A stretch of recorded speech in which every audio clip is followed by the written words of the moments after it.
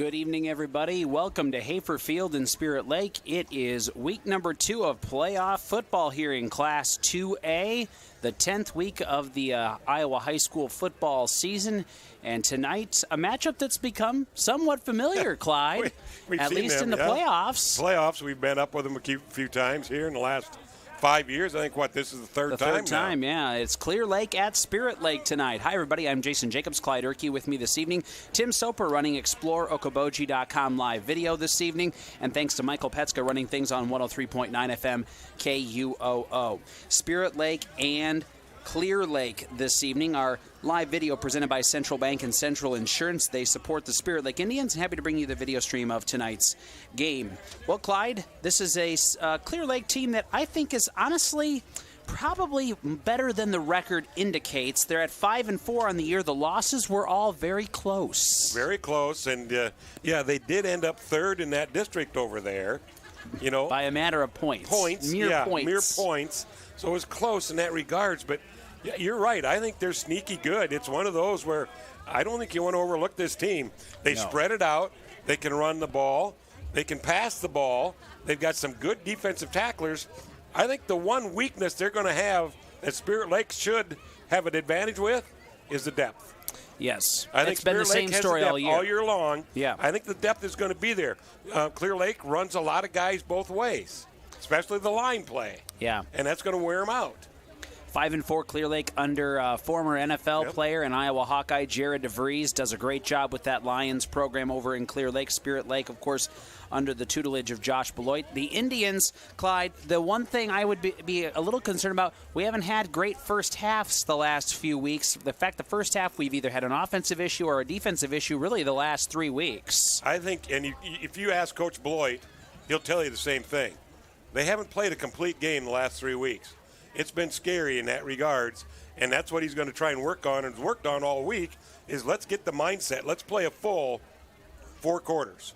Last week, Spirit Lake wins 35-7 over Sheldon. Last week, Clear Lake comes from behind and beats PCM 28-27 on the road. So let's hear from the coaches, Jared DeVries for the Lions and Josh Beloit for the Indians. Our pregame show this evening, sponsored by our friends at Lakes Regional Healthcare in Spirit Lake. They're online at lakeshealth.org. We'll hear from the coaches next on KUOO and Explore Live Video. Banking isn't just about financial products. It's about service and what we can do for you. Those personal touches are at the core of who we are at Central Bank.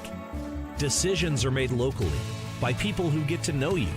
And while a lot has changed since 1877, we're still committed to our customers and to being the best bank in every community we serve. Central Bank, member FDIC.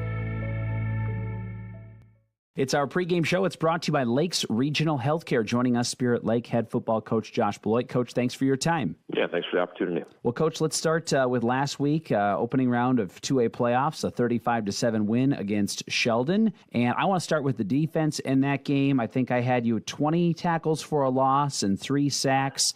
Another really, really great performance by your guys on the defensive end. Yeah, I thought our guys played really, really physical. I thought across the board, Sheldon's a big physical team. Runs very, double tight bone power football team, and I just thought our guys attacked really well, fit really well, and tackled and finished, and had the kind of performance we needed to against them, and just I can't say enough about how our guys play together as a unit defensively. And offensively, I thought it was a better week for Caden Lunt. I thought he had some really nice throws. The receivers missed a couple there in the first half, which maybe would have helped him a little bit more. But I think all in all, he looked a lot more solid this week, and maybe a little bit more favorable conditions weather-wise too. Yeah, I think he made a lot of really good decisions. There's one ball that he threw away at a bubble that they had covered, and just he put the ball where he needed to. And you're right, we had a couple, had a really nice throw and catch that was called back on a penalty early in the game, and he threw the ball. Made some really good decisions, threw the ball well. Well, let's talk about moving on now. They've potted you guys up here for the next round and potentially the following round of the playoffs. And your first opponent is Clear Lake, the other side featuring OABCIG over at Osage. Let's start with Clear Lake, though, and tell me about this Clear Lake Lions team. It looks like the 5-4 record is maybe a little deceiving. We've been in a lot of really close ball games, and they've This last week they were down 28-14 or 27-14 at half, and then came back and won 28-14. And I feel like that's kind of been their season. They lost a real close game to Osage, who was a district champ. They lost to Crestwood, who's number 2 seed and still in the playoffs. So I think they're a team that has played in a lot of really close ball games and plays really physical on both sides of the ball. More of a spread team, but very run-focused spread team. And defensively, just running the ball really, really well. Their front seven attack well, and their D-line's really physical. And they kind of mirror you a little bit in terms of their personnel as well. They're a pretty young team in some positions, including that running back, Titan Schmidt. He's a sophomore. He's got 17 rushing touchdowns on the year, and it looks like the junior quarterbacks come around in the back half of the year as well. Yeah, you're very right. They have a lot of young. They have 3 sophomore linemen. They have a sophomore tight end. They have a sophomore running back, a freshman corner. They're a young team that's playing really, really good football. They're going to be a team that's in the playoffs for a lot of years to come by looking at it. I think at this point in time of the season, sophomores aren't sophomores anymore. They played enough varsity games that their experience level is there, and I feel like the running back is a brother of the kid that was really good for them the last several years, and he's an explosive player. What sort of things are we going to see from Clear Lake defensively? They've run a lot of different fronts this year, anywhere from a 3-front to a 5-front, based on who they play. But up front, I think they want to be a 4-front team. We're going to see a lot of man coverage from their corners, and just aggressive, running the ball, real well team. So we're a well-coached team. Finally, I wanted to get your thoughts a little bit on the pod as a whole. I know you got to take it one game at a time, but just give me your thoughts on how that all kind of shook out. I think the state rewarded the 4 teams, obviously, that had undefeated regular seasons. It's really, really hard in any sport to go undefeated during the regular season, and, football with the health of your program and team and those kind of things. So I think it was beneficial to us to have the regular season that we did that way, and I think they matched it up really, really well. I think they were intentional about not wanting 2 teams from the same district going to the Dome by putting West Line and Central Line in the same pod and putting us and OABCIG in the same pod and Osage in the same pod. They put districts in the same pod, but didn't match them up in the first round, which is nice too. So really appreciate what the state did, and now we just have to continue to work at getting better, and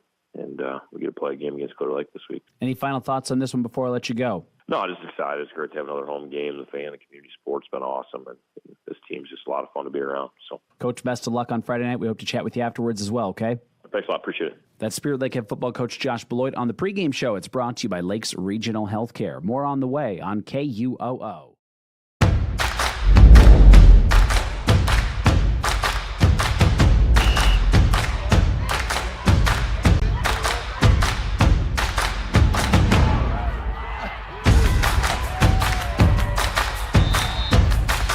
When you go home, you'll feel good about what you did, and you're doing it for the kids. If they don't have us, they don't have these games.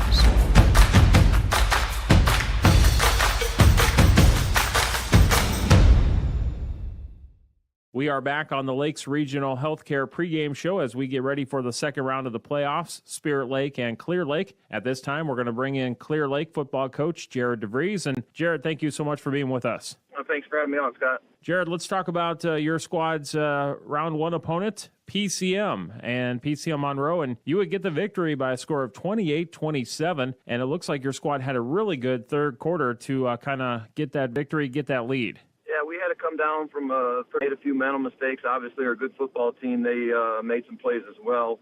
But we got it rolling in the second half and eliminated our own mistakes. We were able to get the lead, and then our defense was able to hang on. Well, it was a nice victory for your squad, and looks like that night your sophomore running back really had a good night. Yeah, Titan's been doing a fabulous job for us all year. Really pleased with his development. He continues to just get better and better. And really with his growth, our offensive line has been gelling here as of late.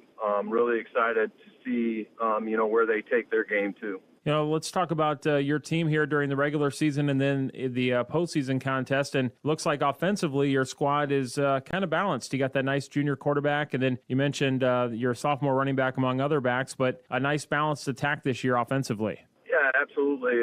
We're able to do a little of both. We have a great skill. We were young on the offensive line, took a few lumps in a learning process early, and like I said, the big fellas up front have been getting it done in the later part of the season. And then defensively, Jared, it looks like your team really getting after it turnover-wise, 10 interceptions, 8 fumble recoveries. Got to be pleased with the defensive effort as well this year. Yeah, absolutely. It's something we teach is, causing turnovers, obviously taking advantage of opportunities when they present themselves. When the quarterback throws you the ball, you gotta catch it. Yeah, after last year, we really focused on the defense and been paying off. We're visiting with Clear Lake football coach Jared DeVries. And Jared, now your team moves on to a second-round game, and you'll travel to Spirit Lake. And what have you seen from Spirit Lake?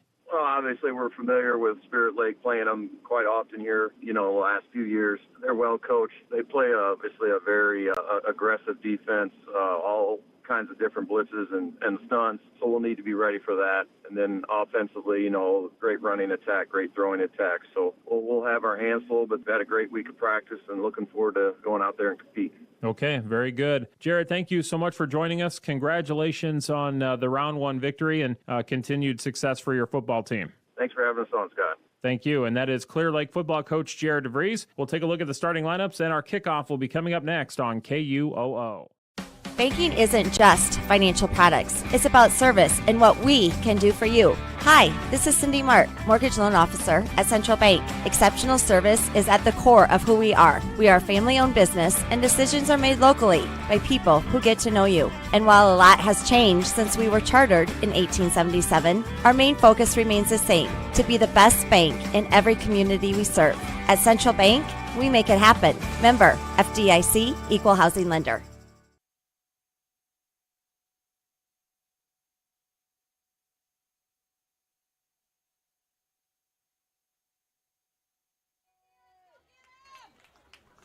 At Hafer Field in Spirit Lake, Class 2A playoff football, Clear Lake at Spirit Lake about to begin. And our starting lineups brought to you by Central Bank and Central Insure, proud supporters of the Spirit Lake Indians, and they are bringing us the video stream as well this evening. And we'll get the Clear Lake starters here as they're going to receive the football to start the game. Spirit Lake will have Justin Ham kicking off.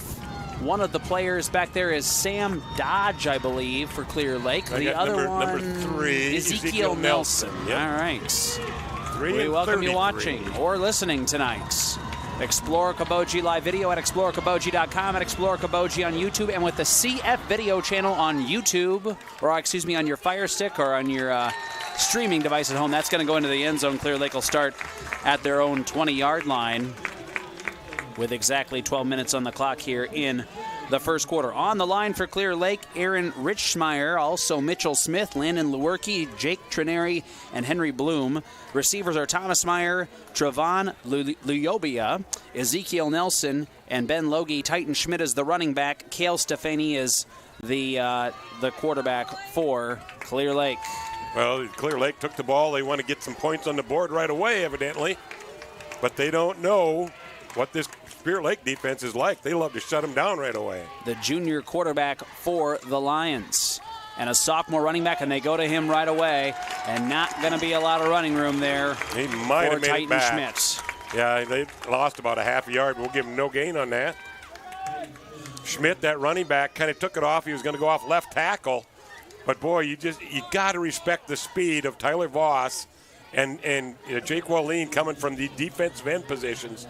They're so quick. If you don't get a shoulder on them, they're going to crash down that line in a hurry, and that's just what Tyler Voss did on that one, and Schmidt did not gain anything. Gabe Pullman is the nose guard for Spirit Lake defensively. The rest of the defense in a moment as Clear Lake will line up with a pair of receivers, and they send a man in motion. It's Thomas Meyer, and they will hand it off. And again, not a lot of running room there for Titan Schmidt. He will get the pile to push forward for him to gain a couple, but it'll be 3rd and long coming up for the Lions. And that's the only reason why he got a couple of yards is because he got behind the line and they kind of stood him up and nobody could really wrap him up, so he just kept the legs driving, and they're going to give him a gain of about 2 to 3 yards. We'll say 3rd and 7 coming up for the Lions.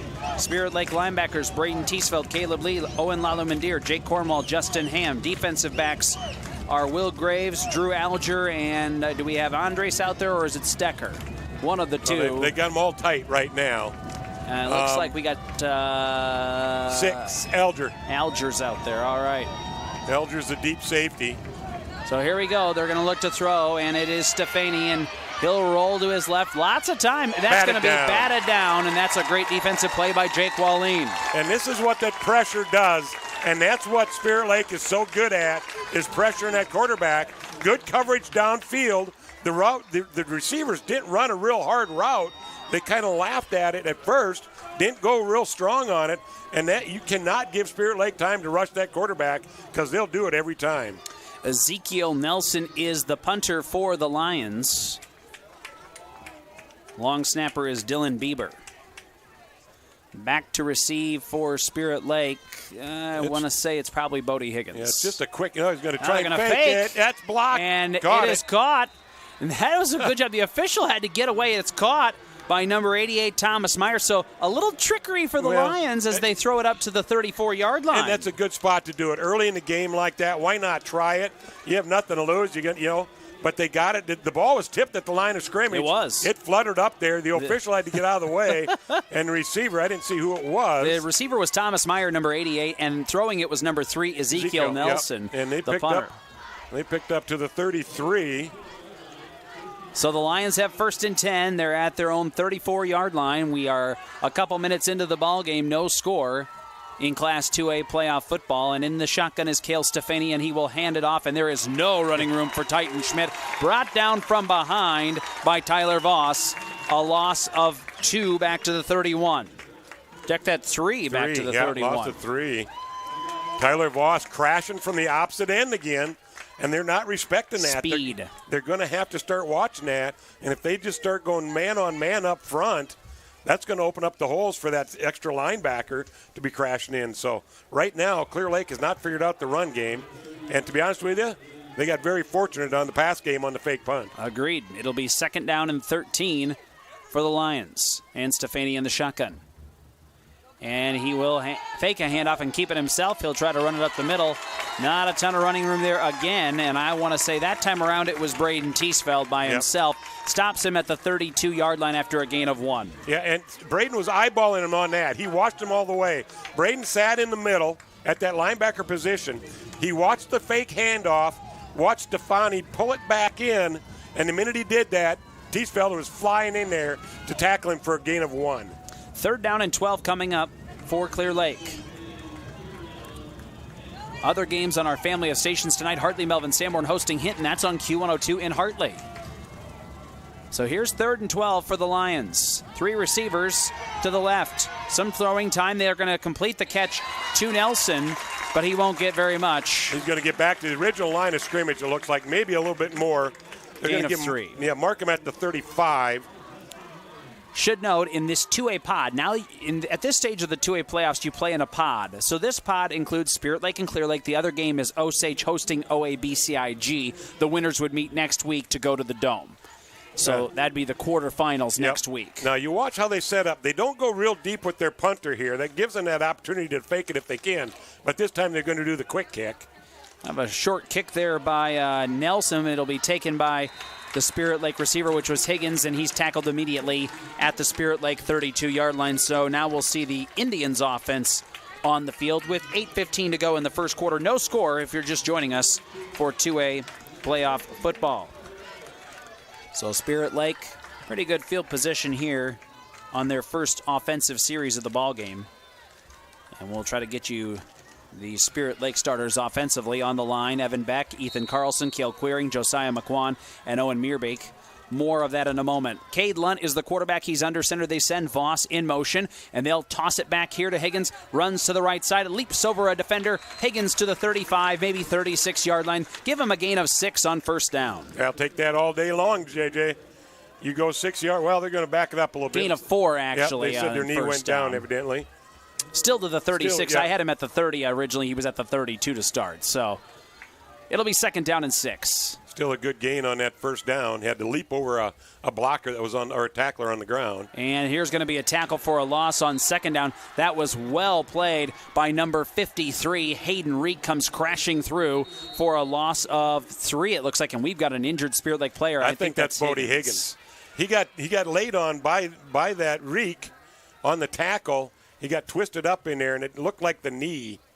Yeah. And that's what he's grabbing right now. He is back at the 33-yard line. It is a loss of 3 yards on the play, and we'll take a moment here and say thanks to the Iowa High School Athletic Association, who allows us to stream this playoff football game. The IHSAA would like to take an opportunity to remind you that sportsmanship starts with you.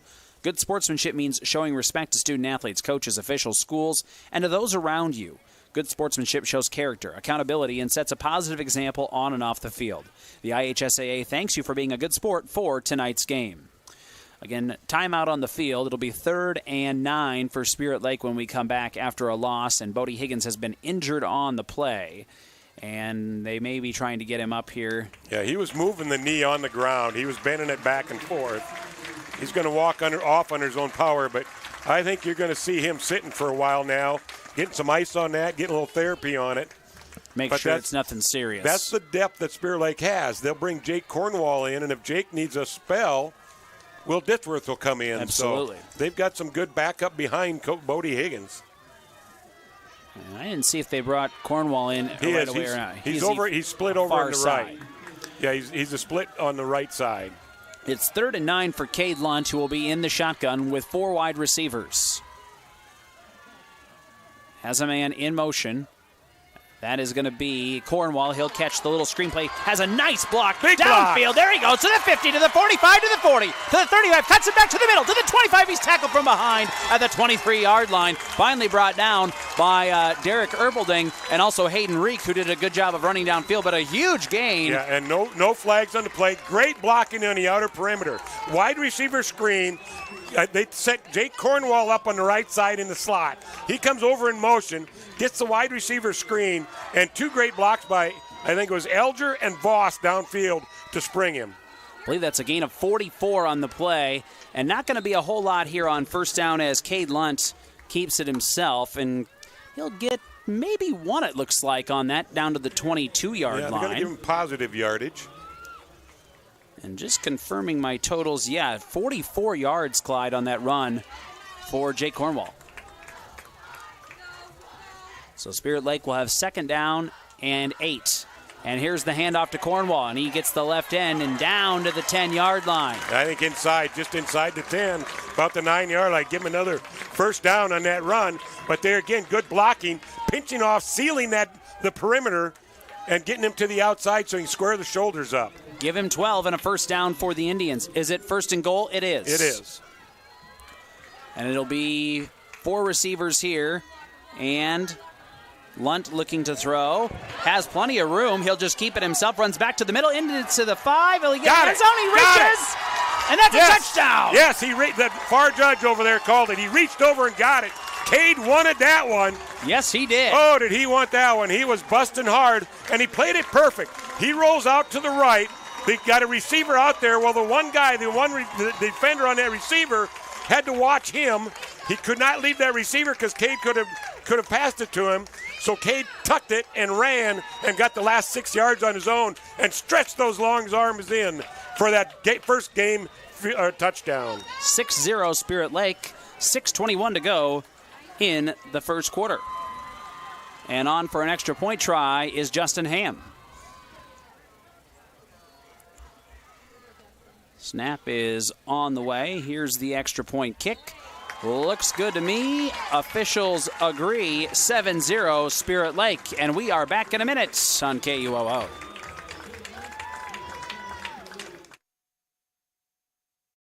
The spirit of competition finds a home in small-town communities where families rally together to support the work and determination of young athletes. As a family-owned business with a focus on our communities, Central Bank is proud to support high school athletics. Good luck to tonight's competitors. Have fun, play hard, and make something great happen. Central Bank, member FDIC.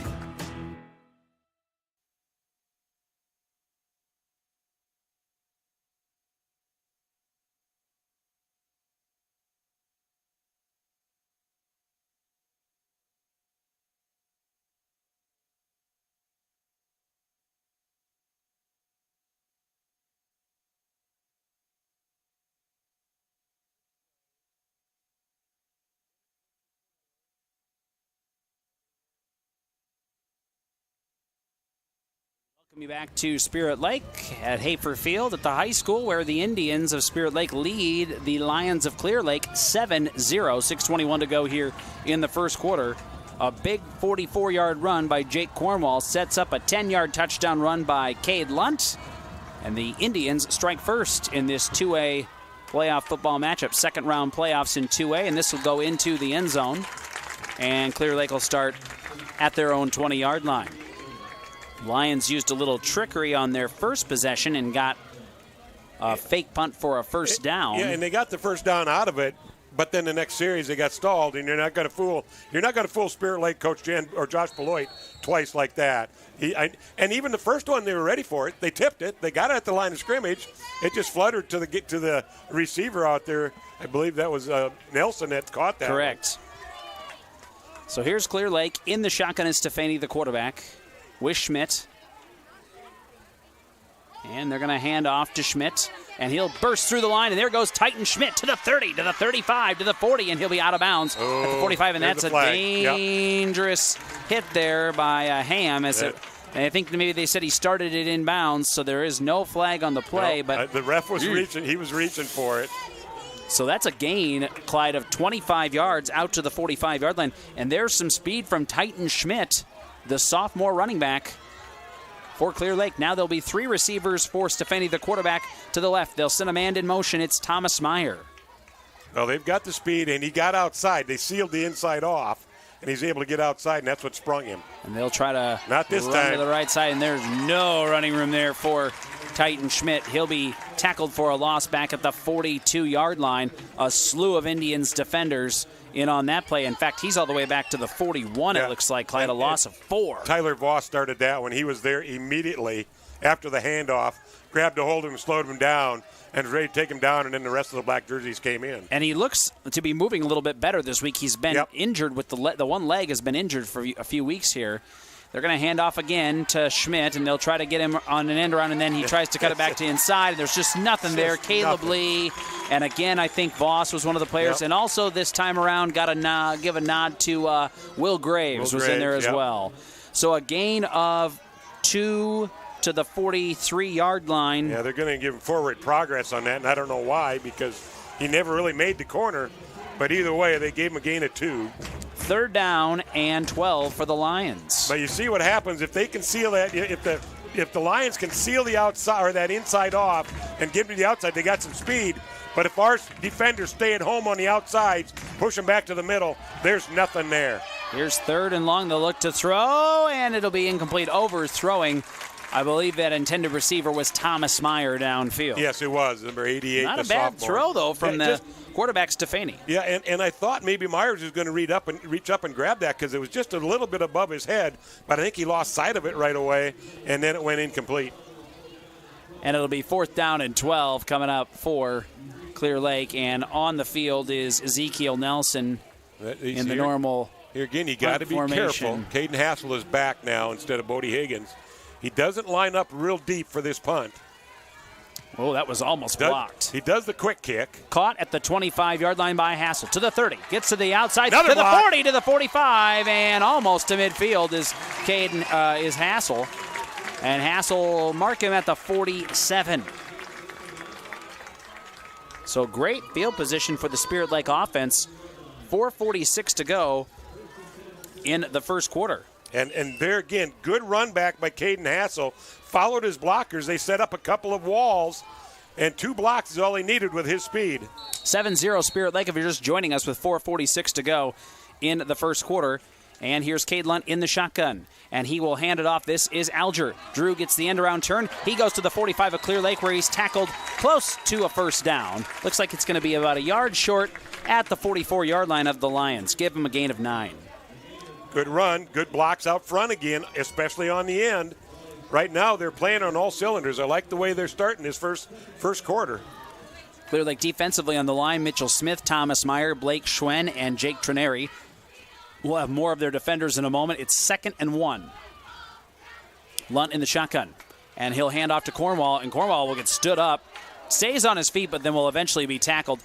At the 45-yard line is where they will mark him for forward progress. That's going to be a loss of 1. Loss of 1 on that. And there again, going up the middle, I think it's going to be tough because this Clear Lake team has got great linebackers. That's the majority of their tacklers. Yeah, Hayden Reek, Caleb Hambley, and Nick Birchka are real solid at the linebacker position. And then you throw in Ezekiel Nelson, Derek Erpelding, Sam Dodge, and Trevon Luboya in the backfield. And that's a pretty decent defense. Here's third down and short. They're going to go back to Cornwall. Cornwall will have the first down. Yep, should have it. It's down to about the 41. Needed the 43, I want to say. They'll move the chains. So a gain of 4. That time straight up the middle, but great job by Evan Beck. From that center position, he just pushed that guy straight back off his left side, and Cornwall took it off the left side and got the 3-4 yards. 1st and 10 Indians at the Lions 41. They'll look to throw. Lunt overthrowing the intended receiver that time around, Drew Alger. So 2nd down and 10 on the way. Live video coverage thanks to Central Bank and Central Insure this evening. I don't mind that play right there, JJ. First down. Go for it. Go for a home run. Hit something down deep, get it set up again. If you don't get it, now you can go back to that run game, pick up 3 or 4 yards on the next couple of plays, keep this drive moving. I like that call. 2nd and 10. Under center is Cade Lunt. He has Cornwall in the backfield. And he will go to Cornwall here. And Cornwall will avoid a first wave of defenders, stays on his feet inside the 35-yard line to the 34, maybe 33 even.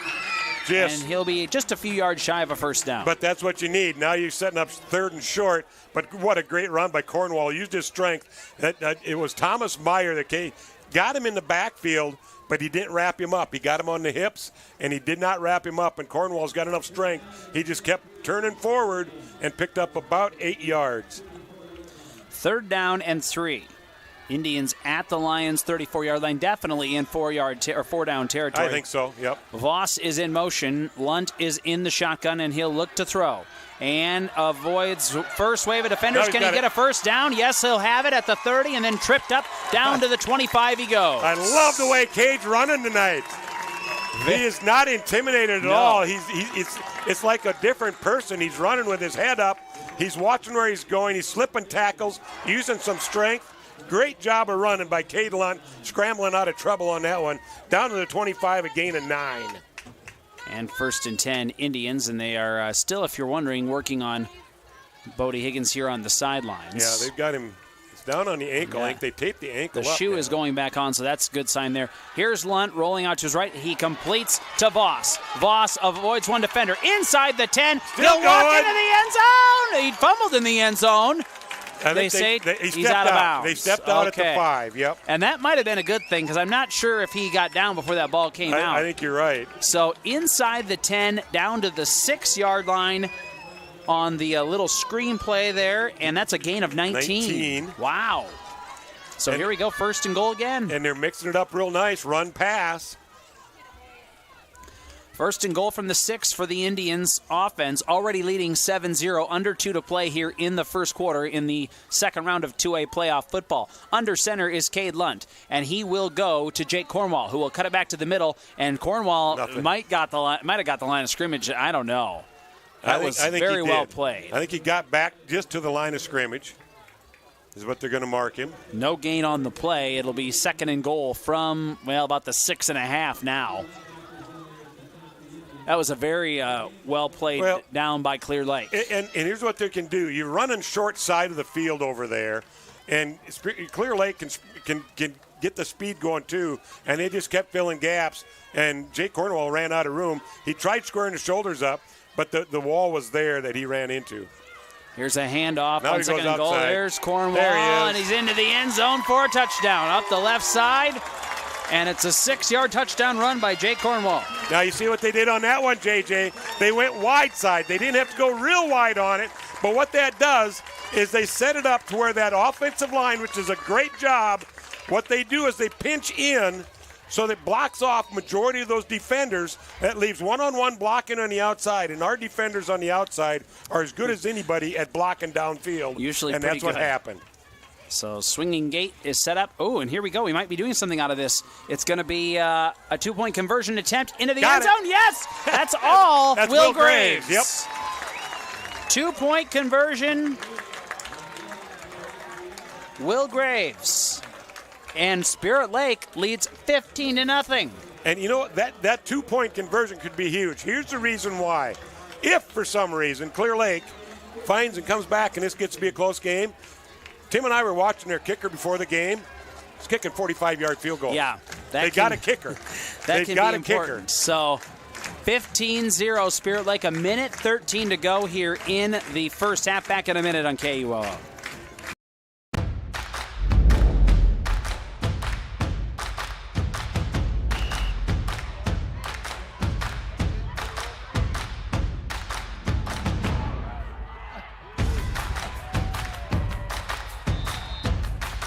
When you go home, you'll feel good about what you did, and you know you're doing it for the kids. If they don't have us, they don't have these games.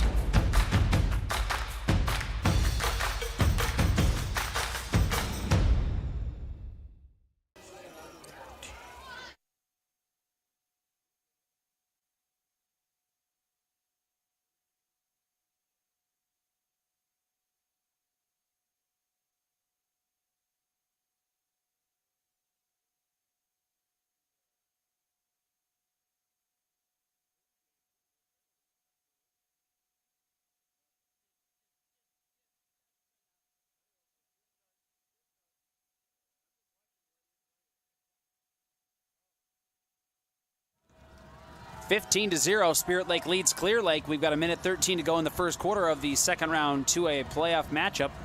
Can they keep this energy up, JJ? You just feel the energy in this Spirit Lake squad. Clear Lake's got to do something now, and they'll take it at the 5-yard line.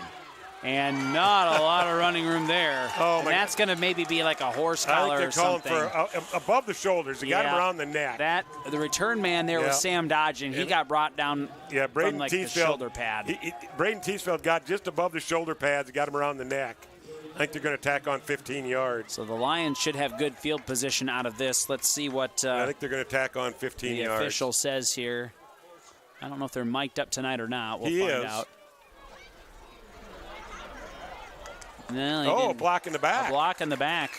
On Clear Lake is called instead. Okay. So he did not get up too high on the tackle. You just about jinxed it because you said, it's been so clean so far. But that one goes against the Lions. Clear Lake fans do not like that. They thought the tackle was going to be I thought they had an argument, to be honest with you. I thought so too, and they backed it up. How many yards there? To the 9 with a minute 8 to go here in this first quarter. Cale Stefani's in the shotgun. He's going to look to throw. He's got 4 receivers. This is a Clear Lake team that has thrown the ball some. They can. But, Stefani on the year is 10 touchdowns, 10 interceptions entering the ballgame. They'll toss it out here to Schmidt, and not a lot of running room for Titan Schmidt. I think he's going to get back to the line of scrimmage. And, they like to throw, but have they had a team that puts pressure on so quick as Spirit Lake's defense does all year long? I don't think so. And that was a play. There's a pitch play out to the left to Titan Schmidt, and it just took forever to develop, and you can't wait that long against this Spirit Lake squad. Score update from the other game in the pod coming up shortly. Here's 2nd down and 10 for Clear Lake. They send a man in motion. They'll look to throw. They will toss it out. That's Ezekiel Nelson. Nelson brought down immediately after a gain of a couple and tackled by Will Graves. And Will Graves did a great job. He slipped as Nelson made the cut. Will Graves slipped. He had to regain his position, get back up, and all he knew was that he had to cover, and that's just what happened, and got him after a 2-yard gain. Ball at the 12-yard line, and that's going to be the end of the first quarter. Spirit Lake, before we get to the Spirit Lake score, the update. Thank you, Chris Bachman with Storm Lake Radio. It's 7-7, Osage and OABCIG. All right. Well, good game in Osage. Osage is not a slouch either. A 7-2 record. Yeah, and one of those games they had to forfeit. Yes. And they had won it. So really they're an 8-1 football team. Just like OABCIG. So that'll be a good, fun one to watch. 15-0 here, Spirit Lake leading Clear Lake in this pod. Great first quarter of football by this Spirit Lake squad. You talk about some energy. They had it. Let's see if they can keep it up for a full 4 quarters. 30-second timeout. Second quarter is next. 15-0 Spirit Lake on KUOO and Explore Koboji live video. This is Cole Nickel, Commercial Line Sales Executive from Central Insure. We understand there's more to insurance than just your policy. It's about people and protecting what's most important. That's why we strive to offer you the most appropriate and cost-effective policies to fit your needs. From home, auto, life and health, to business insurance, our experienced and local agents are here to help you. Central Insure is proud to support high school athletics. Good luck to local athletes. Not a deposit, not FDIC insured, not insured by any other federal government agency, not guaranteed by the bank, may go down in value. All right, we'll take it after.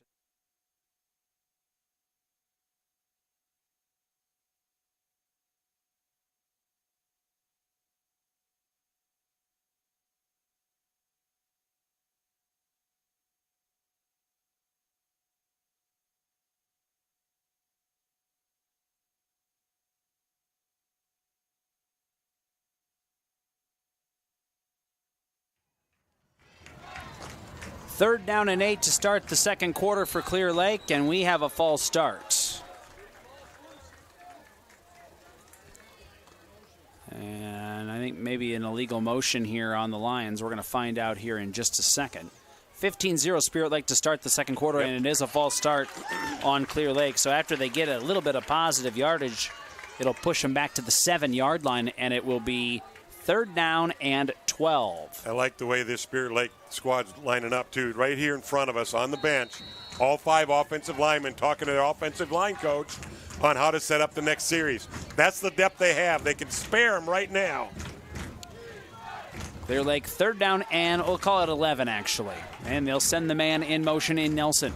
Looking to throw is Stefani. Has time, goes downfield, overthrows the intended receiver, picked off at the 35-yard line. That's Will Graves. And Will Graves down to the 20.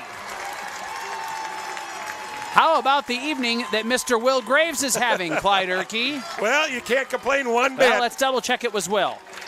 It might have actually been, it might have been Dylan Stecker. I think it was actually, no, it was Will Graves. It was Will Graves, number 9. It was Will Graves. Number 9. So Will Graves gets the interception. And return of about 8-9 yards on that. So it's at the Lions 35. Returned to the 20. And here's Spirit Lake with 11:48 on the clock. Goes for the home run, and they got it. Got it. Justin Ham. Made that look real easy. A 20, let's call it 21-yard touchdown. I didn't even get anything wrote down. No, and I know it. I just started to, and I watched Cade Lunt loft that one in there. But what a great route by Justin Ham. He just split the middle, and there was 2 defenders back. Well, Spirit Lake sent 2 other wide receivers down. They had to cover him. They were doing man-on-man, and Ham saw that. He split the middle, and Cade Lunt laid it right in the numbers. A 21-yard connection makes it 21-0 Spirit Lake with an extra point coming up. They are going to attempt the extra point with Ham this time around. So here we go. The holder, well, who else but number 9, Will Graves, who's had a great night so far. Extra point is good.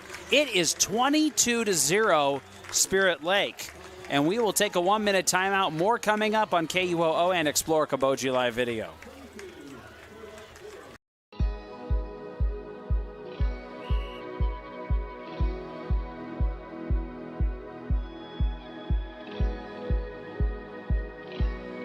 I love doing it. We go to all the state events. We work at all the state events. And, you know, you wear your polo and people stop and talk to you. And it's just really great to connect with kids from other schools who are on the board, and then coaches, athletic directors who will see you at the events will stop and talk to you, and it's really neat. You feel a bit of a weight and you're a voice for all athletes in the state of Iowa, which is cool. I think it's really cool. I remember reading the email and I'm like, oh, this would be something really cool to look for. It'd be good to talk to people that I want to get to talk to around the state. I get to see other people's opinions, kids from 5A schools, kids from small schools.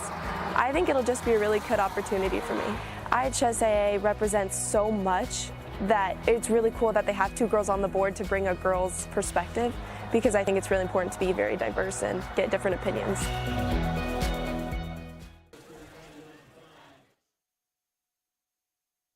22-0, Spirit Lake leads Clear Lake in the second round of Iowa High School Class 2A football playoffs, and it'll be a little onside action. Can it go 10 yards? Yeah, it's got to get 10 yards. I don't know if it's going to get quite 10 yards. It didn't.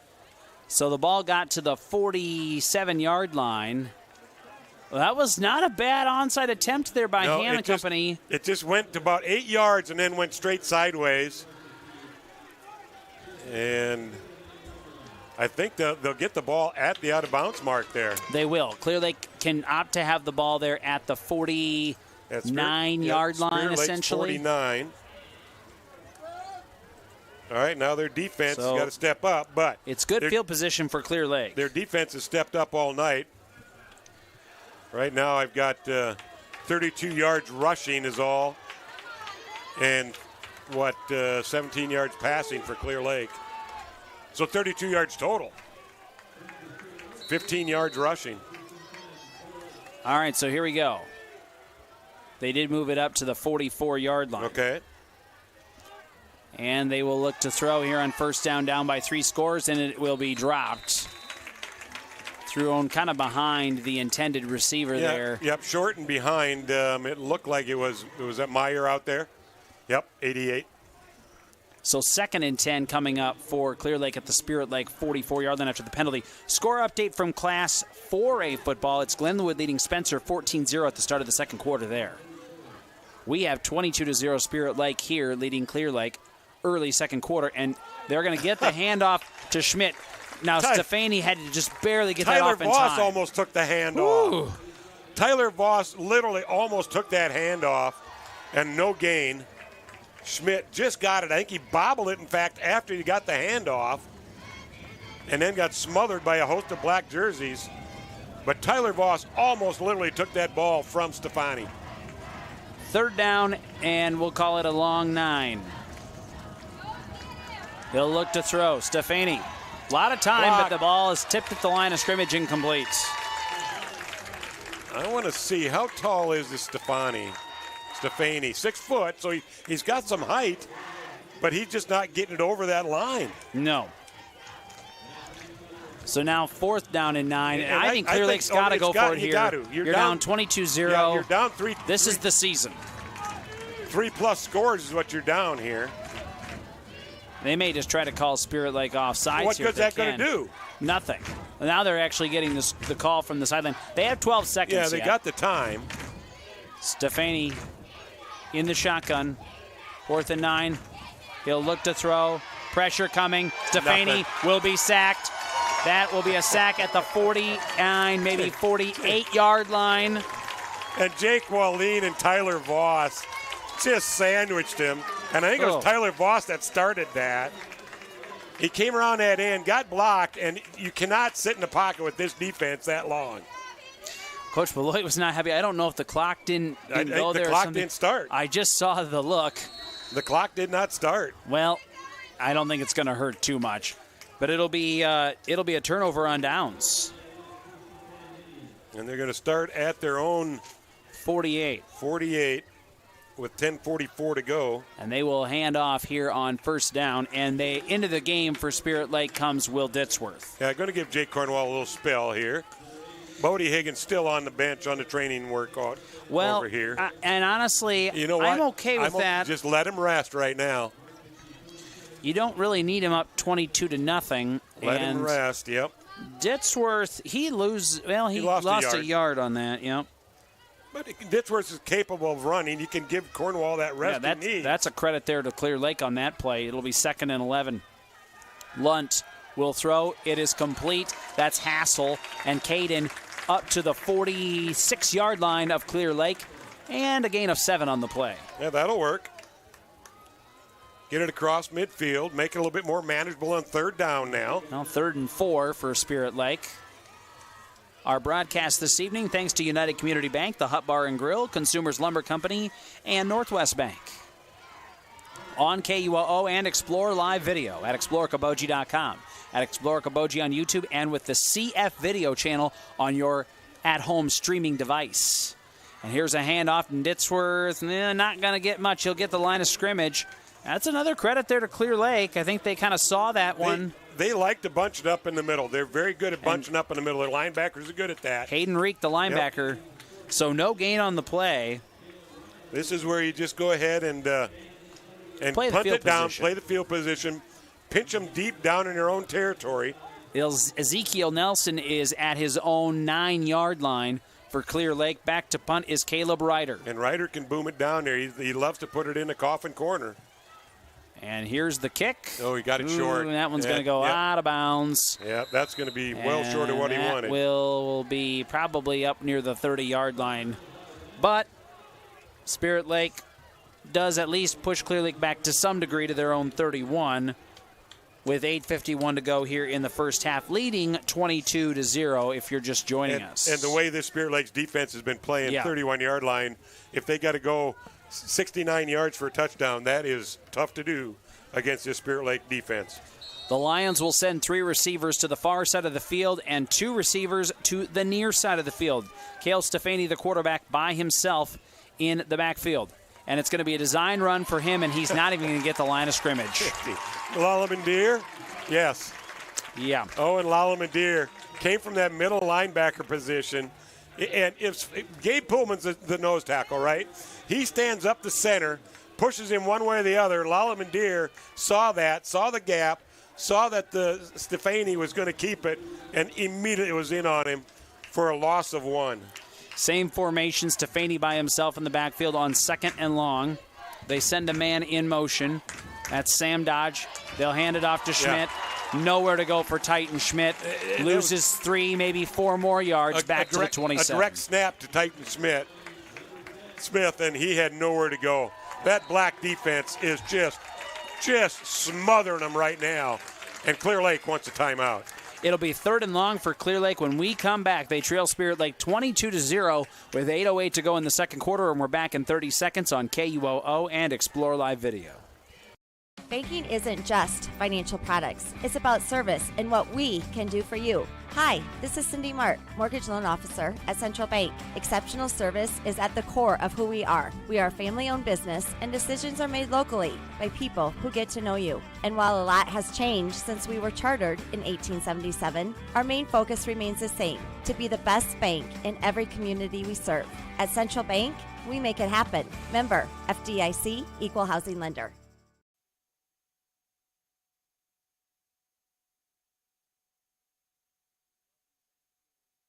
To Spirit Lake High School, Hafer Field, where the Indians are in firm control here in this second round 2A playoff matchup. It'll be 3rd down and 14 for Clear Lake at their own 27-yard line, trailing by 3 scores.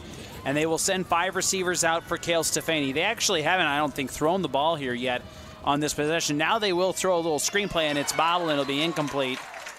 They looked for Ezekiel Nelson, and Nelson just couldn't hang on. Well, I don't think he would have had a whole lot of running room. But and that was Smith that threw that ball. Okay. It was a direct snap again. Schmidt threw it that time around. Schmidt threw it, yeah. Titan Schmidt threw that one. Direct snap to him again. I don't know. I haven't seen Stefani out there, in fact, the last 3 plays. So they will send out Ezekiel Nelson to punt, and it looks like it's Hassel at the 42-yard line of Spirit Lake. I would say Clear Lake's definitely going to get it out of their side of the field, and they do. That's a pretty good punt. Punts it away from Hassel, and it'll take a Clear Lake bounce inside the 30 to the Spirit Lake 29. So a good punt there for Clear Lake. We'll see the Indians' offense come back onto the field, leading 22-0 with 7:56 to go in the first half.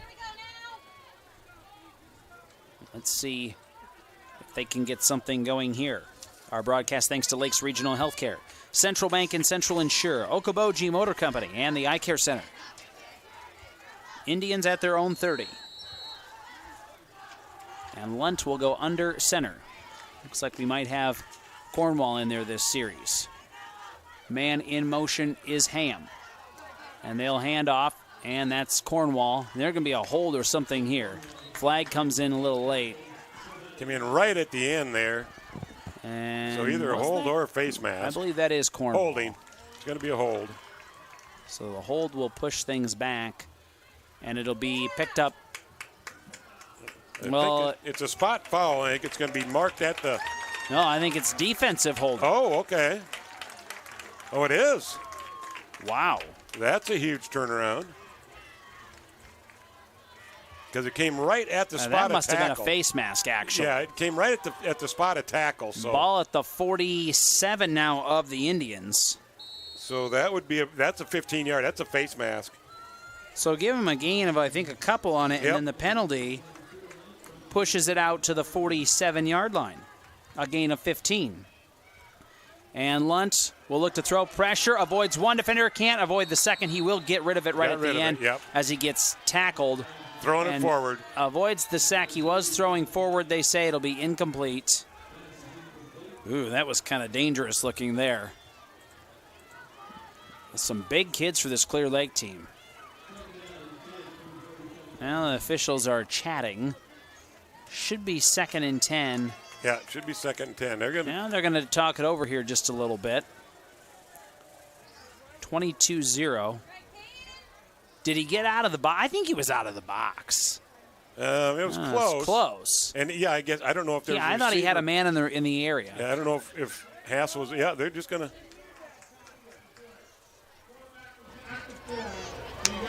That's right. It's an incomplete pass. Yep. An active throw. Active throwing, and that's why it didn't get to near where the receiver was because he got hit. He got hit. Yep, good call by the officials on that. Okay, 2nd down and 10. Yeah, now they need to get the few yards here and make this 3rd down and manageable.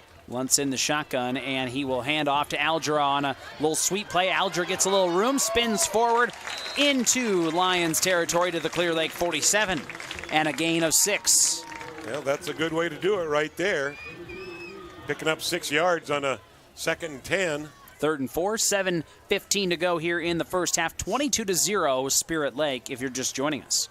Our broadcast thanks to Okoboji Motor Company, Iowa Lakes Electric Cooperative, your Spirit Lake Hy-Vee, and State Farm Insurance agent Scott Troutman. And it will be 3rd down and a long 4, let's call it. The man in motion is Caden Hassel. They're going to hand off to Jake Cornwall up the middle, and Cornwall just going to bruise his way for a 1st down. Just puts his head down and hit the second wave at the linebacker position and just kept the legs turning. They had him up by their shoulder pads, and that's not going to stop him.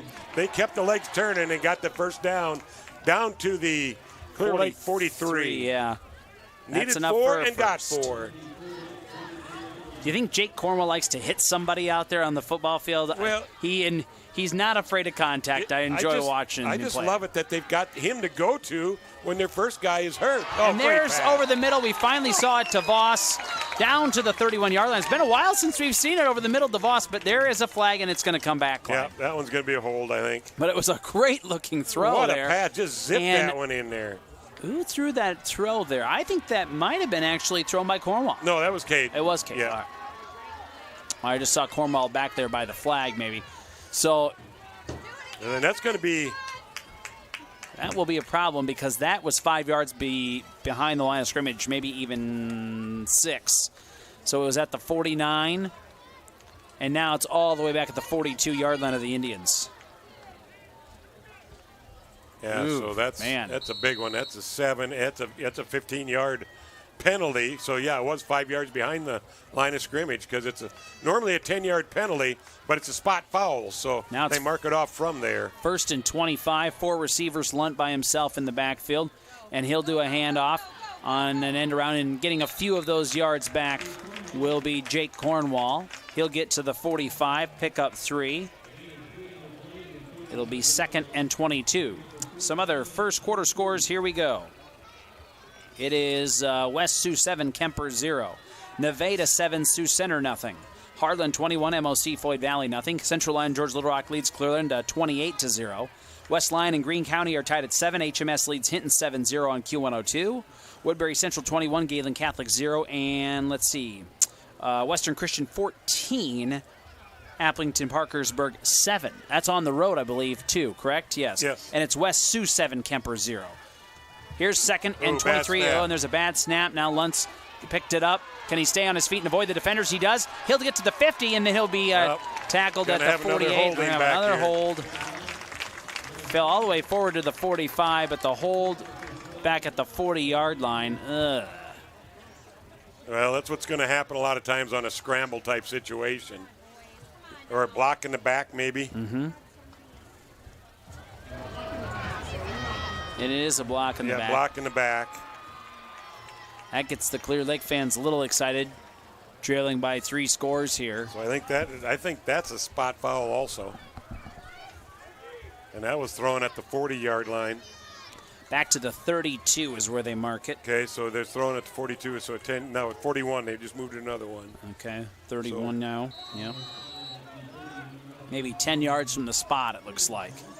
Yeah, from the spot. So he was up. So it actually turned out to be about a 4-yard loss. Second into Lake Park is what we've got now. Second net, country mile. And it'll be 4 receivers for Lunt. Looking to throw.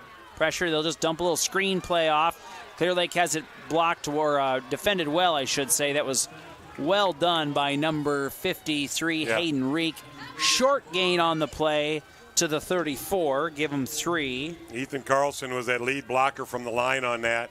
And by the time he turned around, boy, that number 53, Hayden Reek, was flying right by him. He's a good football player. He's really good. That's going to make it 3rd and long for Spirit Lake. Now I think it's just maybe move yourself forward as much as you can for the punt. Try to at least flip the field position. 4 receivers again for Lunt in the shotgun. And he'll throw, and he'll try to air it out. Got a man down, and just beyond the hands, off the hand, I should say, of Caden Hassel. Had one hand on it. Couldn't quite bring it in. Good effort. And it'll be 4th down. Threw it just a little bit out of the reach of Caden Hassel on that. But good try on that one. He may as well give it a shot. Now it's up to Ryder to blast it away. Bank Midwest, the Eye Care Center, Snappers Turtle Bay Cafe, and Drip Okoboji sponsoring tonight's broadcast on Campus Radio. And it's 4th and long and Ryder to punt. And I believe that's Nelson back to receive. There is the boot. Pretty good looking kick. punt there. Good kick. Fair catch at the 25-yard line of Clear Lake. Great kick out there by Ryder. And they mark it way back at the 23, actually. With 4:14 to go in the first half, 22-0, Spirit Lake is leading Clear Lake. Great punt out there. I mean, he blasted that one. Seeing how they were at the 39 for the line of scrimmage, he's probably back another 9 yards. So 30-yard line is where he kicked it at, and he kicked it down to the 23, so 20, 40, about a 50-yard punt. All right. Or in the shotgun, I should say, is Cale Stefani, I believe. And they will hand off to Schmidt. Dancing. Not a ton of room. Did get positive yardage that time around to Titan Schmidt. Yeah, he did a lot of dancing around. And he'll get to the 27. 27, gain of 4 on that. A lot of dancing to get those 4 yards. He really didn't have anywhere to go. That's one of the better plays they've had offensively in a while, though. Well, yeah, as far as positive yardage. They were really, I think, would like to run the football first if they could. It wasn't a pretty play, but it worked for him for 4 yards. DeVries' team sends Thomas Meyer to the right side. Stefani will look to throw. Wants to kind of air it out. Has an intended receiver. It'll be caught. Caught by Logie. That was a Turned great around catch, and made a great catch at the Indians' 45-yard line. I mean, there was great coverage out there. Stecker had great coverage on him. He couldn't do any more. Stecker even turned and watched him, but the ball got just to where he could. Only the receiver could catch it at his own at the Spirit Lake 45. 28-yard pickup. 1st and 10 Lions at the Indians' 45-yard line, trying to get a score here before halftime. They'll go to Titan Schmidt. He'll wait a hole, and then he'll slip down at the 41. And maybe a good thing for the Indians that he did slip. There was some players in the vicinity, but he was about ready to squirt through there. That'll be a gain of 4 to the, we'll say 4. 2nd down and 6 coming up. Hurry-up mode here for Clear Lake with 3:06 to go before half. We had a false start. Yeah, false start on that one. The guard that time around pulled a little too soon, and that'll back things up for the Lions.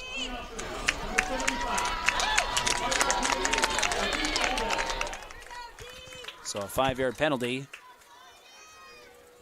will push the Lions back to what was their original line of scrimmage and then some at the 47-yard line. 46-yard line, I should say. Gotten a little bit too much of a hurry on that one. 2nd and 11. 3 receivers to the right for Stefani, who has Schmidt in the backfield with him. Now he goes out to the right as well. Perhaps a little screen play here coming up for the Lions. Rolling to his right is Stefani. Now he'll throw downfield. It'll be caught. They go back to the same man they did beforehand. That's number 13, Ben Logie.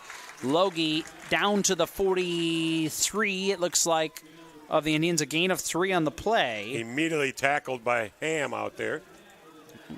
Maybe mark that. Yeah, 40. We'll go 43-yard line. Gave him a gain of 3 on that. So 3rd and 7 now. 3rd and 8, actually. I think it's still a passing down for him. Well, they're going to hand it off here, Schmidt, and he gets that end-around turn, but he'll be tackled from behind at the 31. He's just going to be maybe a yard short, it looks like. Now somebody's not pleased out there for the Indians fan. I think there was a little extracurricular, there perhaps. was, yeah. And Coach Beloit's letting the refs know it, too. Yikes. And that Ball was at the well 36. after. Yep. So that's a gain of 7. And it's going to be 4th and 1.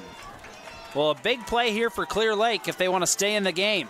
3 receivers right side. They got a timeout. They got 2 timeouts. This is where I would have taken one. But they're going to go for it here on 4th and 1. Yeah, I think that's what they're trying to do. Stefani has Schmidt in the backfield. He'll toss the screen out to Logie. Logie will have a first down. Gets to the outside, to the 20, to the 15, to the 10, down to about the 7-yard line.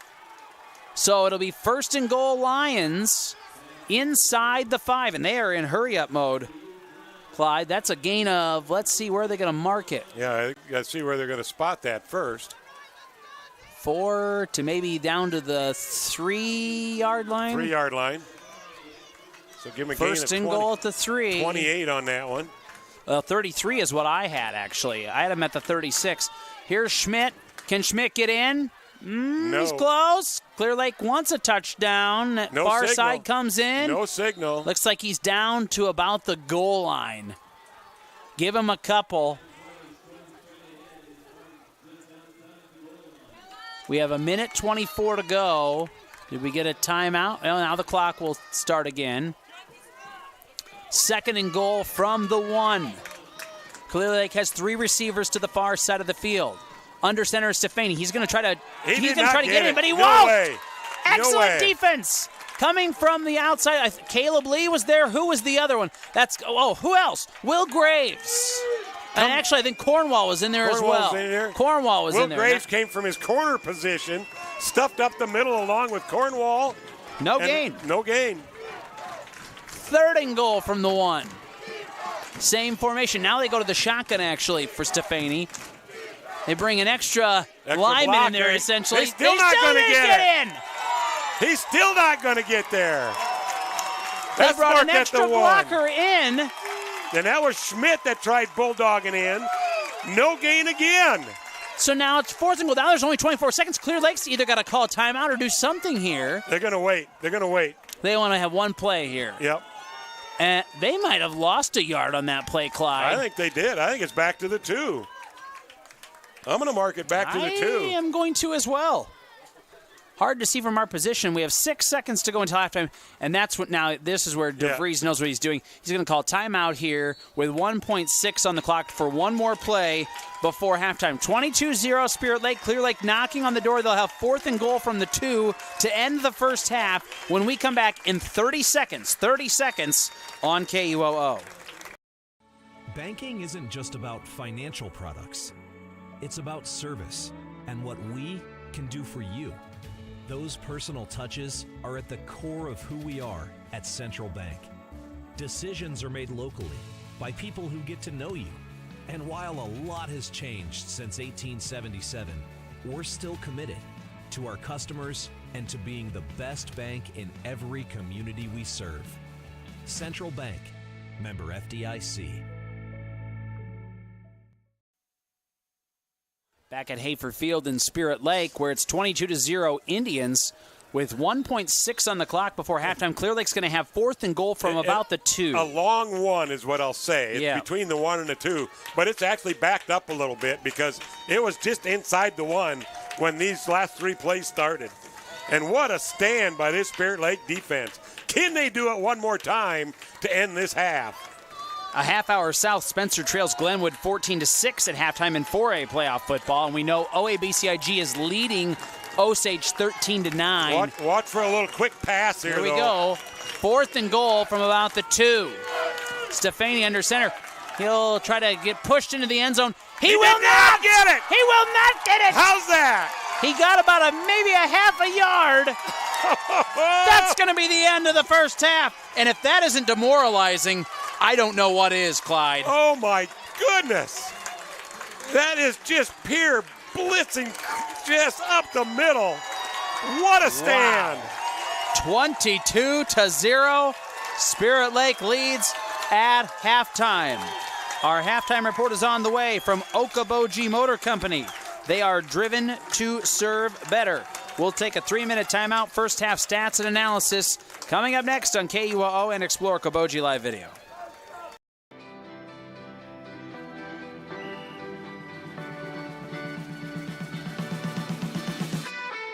Sportsmanship means doing what's right, treating your opponent with respect, no matter the score. The guy across from you works really hard to get to where he's at, so you should respect him, respect all the work he's put in. It always goes back to the golden rule, you know, treat people how you would like to be treated. I'm sure if you play sports, you've been around people who are unkind during the sport, but it makes it better and when everybody's kind. You're out there playing a sport, you're out there to have fun. You can still want to win, but always be kind. Remember, that's a human. Nothing you can say from the stands is going to change the call that they make on the field. No matter how hard you yell at them, they're going to stick with the call on the field. So it doesn't really help much. But what does help is encouraging your team when they're down, when the call doesn't go their way. Instead of yelling at the officials, try to help encourage your team and get them out of the funk that they're in and try and get them in the right direction. The spirit of competition finds a home in small-town communities where families rally together to support the work and determination of young athletes. As a family-owned business with a focus on our communities, Central Bank is proud to support high school athletics. Good luck to tonight's competitors. Have fun, play hard, and make something great happen. Central Bank, member FDIC.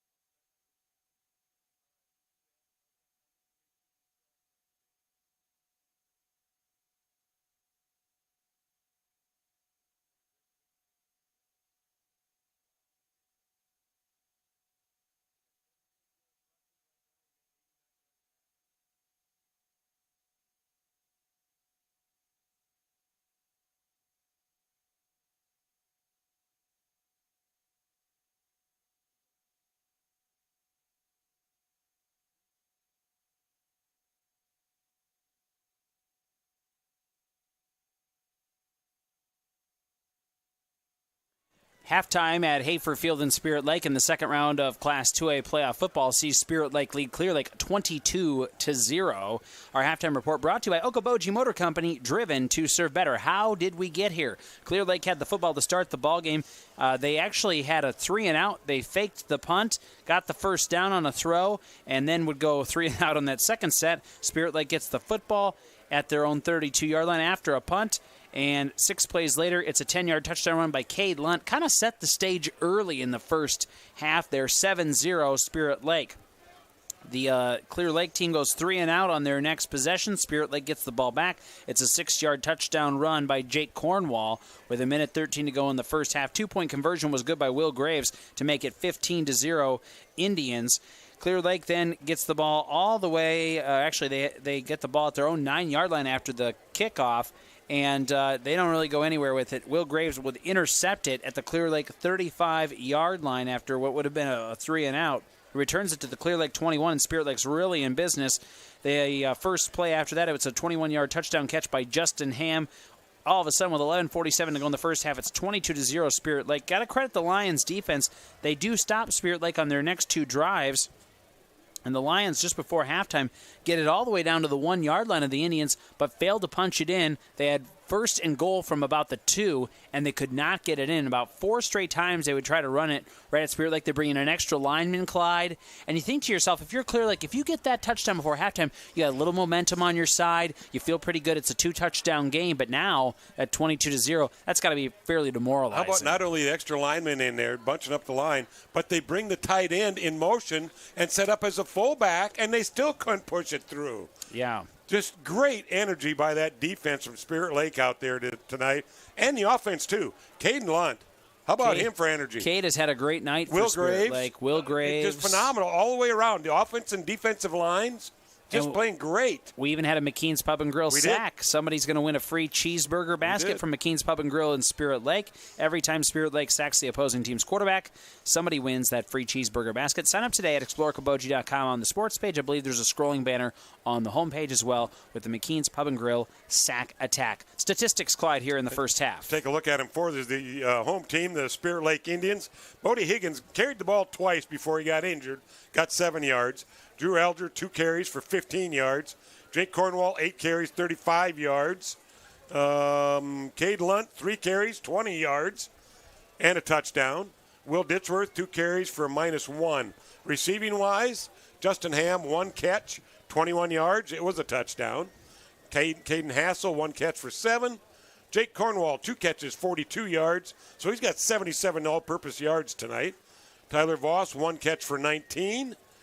Cade Lunt, 5 of 8 for 89 yards on the night. For the visitors from Clear Lake, the Lions, the only runners they have is their quarterback, Cale Stefani, 4 carries, 1 yard, and Titan Schmidt, 14 carries, 42 yards. So that's it for rushing for them. Receiving-wise, Ezekiel Nelson, 1 catch for 3 yards. Ben Logie, 4 catches, 61 yards. And Thomas Meyer had 1 catch for 11 yards. Now, that Logie, he had those 2 big catches out there, totaling up to 53 yards. So other than that, they've been shut down. Stefani was 5 of 10 with 1 interception, 64 yards. And Nelson actually threw one on that punt, that fake punt, 1 for 1 for 11 yards. And Titan Schmidt actually did throw one but did not complete it. Totals on the night right now in the first half. Spirit Lake, 6 first downs, 4 of them rushing, 2 passing. Clear Lake has 4 first downs, 3 of them passing, 1 rushing. Rushing, Spirit Lake, 17 carries, 76 yards. They're averaging almost 5 yards a carry, 4.5 yards a carry. Clear Lake, they've got 22 rushes, 8 yards rushing total on the night. They're averaging 0.36 yards per carry. Passing-wise, as I said, Spirit Lake, 5 of 8. Clear Lake is 6 for 12. And Spirit Lake has 89 yards receiving on the night for passing, and Clear Lake is 75. Totals on the night, 165 yards. Total offense for Spirit Lake, 83 yards, 53 of them coming on 2 plays for Clear Lake.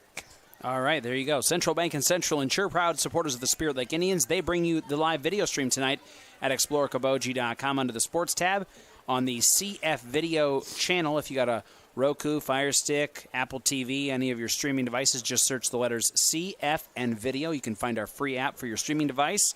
And, of course, you can watch at Explore Koboji on YouTube as well. Thanks again to Central Bank and Central Insure. The Iowa High School Athletic Association needs your help to add registered sports officials this school year. Officials are needed at all levels in all IHSAA sanctioned sports.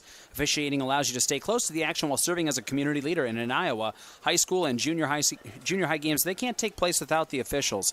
Visit ihsaa.org/officials or highschoolofficials.com for more information and help the IHSAA add one today. We're going to take a timeout. Our halftime report is on the way. 22-0, Spirit Lake leads Clear Lake. Scott Nolte's halftime report is next on KUOO and Explore Live Video.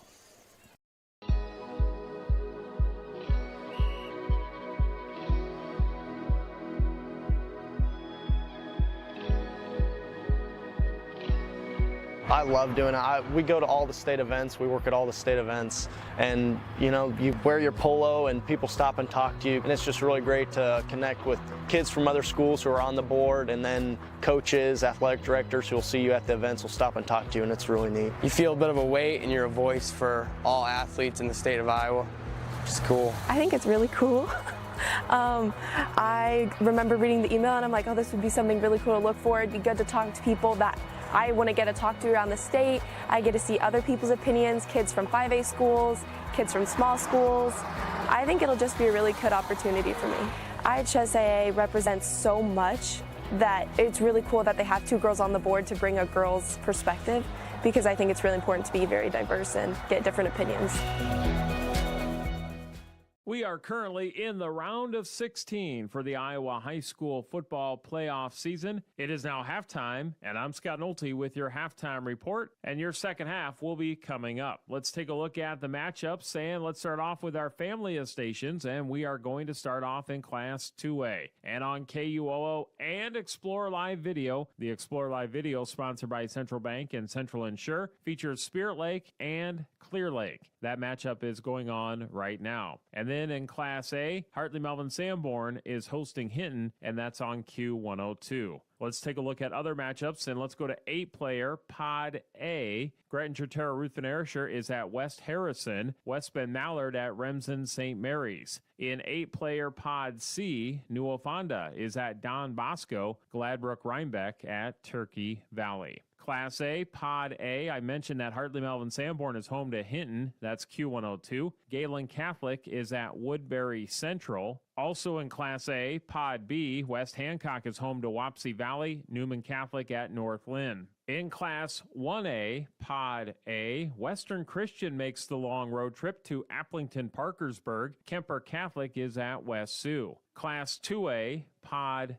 B, mentioned Spirit Lake is home to Clear Lake, KUOO, and Explore Live Video. OABCIG is at Osage. Also in 2A, Pod A, Central Lyon George Little Rock is home to Clarinda. West Lyon will see Floyd Valley at Harlan. Nevada travels to Sioux Center. Pod C, Humble is home to Hampton Dumont Cal. Class 4A, Pod C, Spencer is home to Glenwood. Spencer was the district champion. They went 7-2 in the regular season, so they're home to Glenwood tonight. And in 4A Pod C, Lamar's at Lewis Central. That's the playoff games for tonight in the round of 16. And then, of course, after all the games are done, make sure you tune in to the Iowa High School Scoreboard Show, Scores and Highlights from across the state. That airs at 10 o'clock on KUOO. The Iowa High School Scoreboard Show bases their rankings off Radio Iowa, so let's take a look at the latest high school football poll. Released on Monday, in 8-player, Remsen St. Mary's is number 1, Don Bosco is number 3, Newell Fonda number 7, GTRA 10. In A, West Hancock is number 1, Woodbury Central is number 4, Hartley Melvin Sanborn 9. In 1A, Van Meter is number 1, West Sioux is number 4, Kemper Catholic 7. In 2A, Williamsburg number 1, Central Lyon George Little Rock 2, Spirit Lake 4, OABCIG 5, West Lyon 6. Class 3A, Harlan is number 1. Humboldt coming in at number 5. In 4A, Lewis Central is number 1. Glenwood is number 10. They're taking on Spencer. And in 5A, number 1 football team is Pleasant Valley with Sioux City East number 9. Tomorrow, we will have postseason football in Minnesota. Jackson County Central will be home to Redwood Valley. You can listen to that on KKOJ, pregame at 2:45, kick at 3. Also tomorrow afternoon, Martin County West travels to Springfield, pregame 2:45, kick at 3. That's on Extreme Country 105.7. State cross country took place today in girls Class 1A. Sibley Ocheyedan was there, so was Sioux Central's Linnea Bloom. Class 2A girls today, Marin Frine from Okoboji ran. Also Caitlin Krager of Spirit Lake, J.C. Anderson of Esterville Lincoln Central, and Kristen Axman of Pocahontas area. Boys that ran today in 1A, the Sioux Central team, as well as a couple of individuals from Sibley Ocheyedan, Alejandro Bernard and Ben Byers. Also running today in boys 2A was the Okoboji team, as well as Spirit Lake's Brandon Hughes and Esterville Lincoln Central's Parker Dutzman. Coming up tomorrow, state cross country in girls Class 3A, Spencer's Peyton Morey. State cross country for 1A and 2A was today. 3A and 4A is tomorrow in Fort Dodge, and we'll have results for you tomorrow on Sports. On to some college football. Coming up tomorrow in the American Rivers Conference, Buena Vista will be home to Wartburg. That's in Storm Lake for a 1 o'clock kick. Central will be at Co. Simpson is hosting Nebraska Wesleyan. Loris at Luther. In the Great Plains Athletic Conference tomorrow, Briar Cliff at number 4 Northwestern. Dakota Wesleyan is at number 1 Morningside. Concordia at number 14 Midland. Doane travels to Mount Marty, and Dort is home to Jamestown. Big Ten football scheduled tomorrow. Minnesota will be home to Rutgers, 1:30 kickoff. Iowa will host Northwestern, 2:30 kickoff. You can listen to that on KUOO. Pregame starts at 12:30 tomorrow. Nebraska will be home to number 17 Illinois. After a bye week last week, Iowa State is back in action tomorrow. They're hosting Oklahoma. That kicks off at 11 a.m. Missouri Valley Football Conference, Northern Iowa will be at Southern Illinois. That'll start at 2. Drake will be at Stetson. That starts at noon. On the pro scene, the World Series starts tonight, Game 1. Houston will be home to Philadelphia. And then coming up this Sunday, Minnesota Vikings coverage against the Arizona Cardinals. You can listen to that on Extreme Country 105.7, pregame at 11, kick at noon. That's your halftime report for the round of 16 for Iowa High School football playoffs. I'm Scott Nolte, and back to your second half right after this. Hi, this is Cole Nickel, Commercial Line Sales Executive from Central Insure. We understand there's more to insurance than just your policy. It's about people and protecting what's most important. That's why we strive to offer you the most appropriate and cost-effective policies to fit your needs. From home, auto, life and health, to business insurance, our experienced and local agents are here to help you. Central Insure is proud to support high school athletics. Good luck to local athletes. Not a deposit, not FDIC insured, not insured by any other federal government agency, not guaranteed by the bank, may go down in value. Other halftime score that we just saw come in, Remsen St. Mary's 22, West Bend Mallard nothing at halftime. So Remsen St. Mary's, an 8-player. What about Central Lake? Or Central Line, Georgia. It was 28-0 after the first quarter, leading Clarinda. I mean, a 4-hour ride to Rock Rapids. Yeah. Not exactly the ideal playoff football scenario for anybody. Nope. Not an ideal playoff football scenario for anybody to travel here either, as Clear Lake trails Spirit Lake 22-0. The Lions had an opportunity, had first and goal from the 2, could not get it in on 4 straight plays to end the first half, and the Indians are in pretty firm control of this thing. Oh, and they get the football here to start the second half.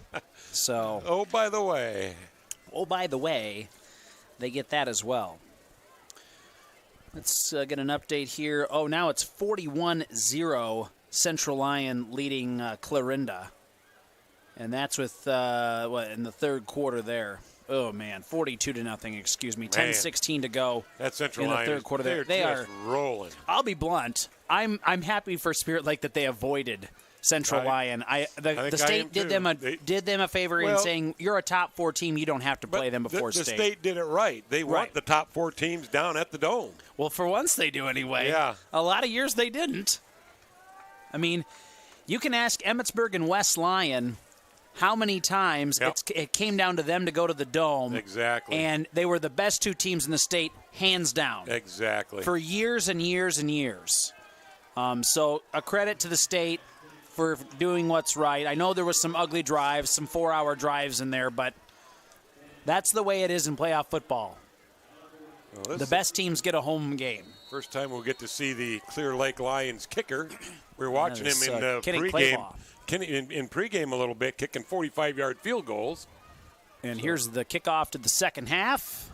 And didn't kick this one that deep to the 20-yard line. That's where it is taken by Spirit Lake. Who is that took it right there? I don't know, but it was a big boy. 36-yard line. Rumbling ahead there. Big guy there for Lalamandir. Yeah, and Lalamandir. Okay.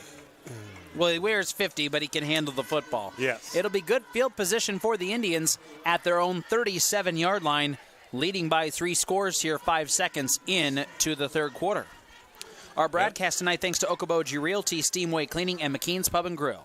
Let's see if that energy level is still there for this Spirit Lake squad. I'm seeing Jake Cornwall starting at that back position. They're going to send a man in motion. That's Voss, and they're going to toss it back here to Cornwall.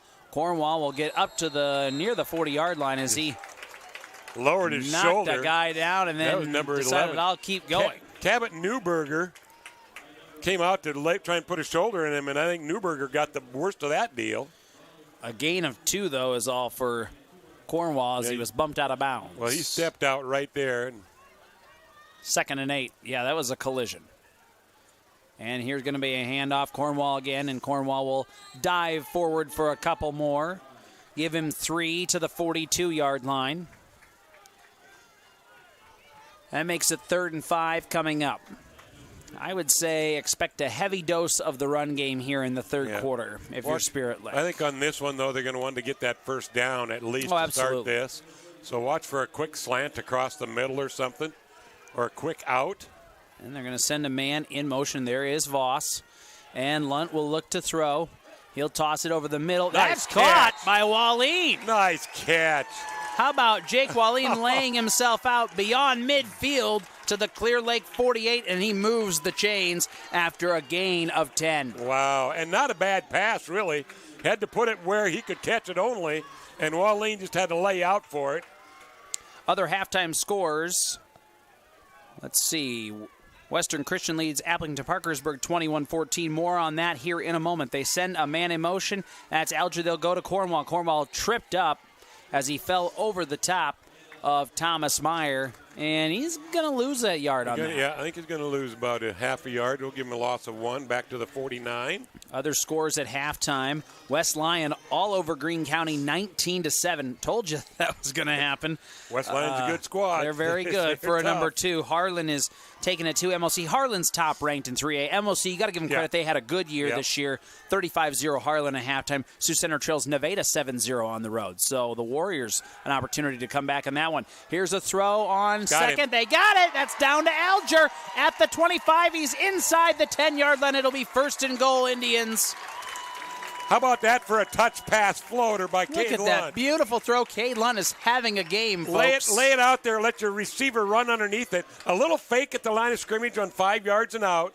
It got the defender to bite, and Alger just took off downfield, and Lunt had it thrown over his head just before that. Give him 40 yards through the air to the 9-yard line, okay? How about that? 1st and goal, Indians. Trying to really put a dagger in this one. And they'll hand things off. That's Cornwall, and he'll fall to the line of scrimmage. Good defense there by Clear Lake. Those big guys up front. There's that linebacker again for Clear Lake. Reek. 52 Hambly that time around. Hambly that time, okay. Hambly and Reek are their main tacklers out there. Maybe even a loss of about a half yard there. Other halftime scores, West Sioux 7, Kemper, or 14, Kemper 7. So Kemper giving West Sioux a bit of a game there. Now they're going to do a little end around run here. This is Cornwall inside the 5, down to the 3. Pickup of 6. Did you see that blocking coming out to this side? It just and Cornwall didn't try and really bust until he saw a hole, because it just kept moving to the outside, to this far side. Good vision. Oh, great job. And watching for that hole, and then he found it, exploited it a little bit, hit that hole, and picked up the 6 yards. 3rd and 3. It's 3rd and goal from the 3, I should say. 9 minutes to go, third quarter. Indians trying to add to this 22-0 lead. In the shotgun is Lunt. Has a man in motion. That's Hassel. He'll have 3 receivers far side of the field. They'll toss out to Hassel. Got a block. Hassel should get in. Cuts it back inside. Yeah. There's the touchdown. And how about the blocking there again? What a perfectly called play. You see one-on-one coverage to the far side. You bring Caden Hassel in motion, set him up in the slot. Nobody comes over and picks him up on the outside of him. They're on the inside, expecting him to come back inside. He takes a step back, receives the pass, and you got the blocker out there. I believe that was in Voss, who was set up as a wide receiver.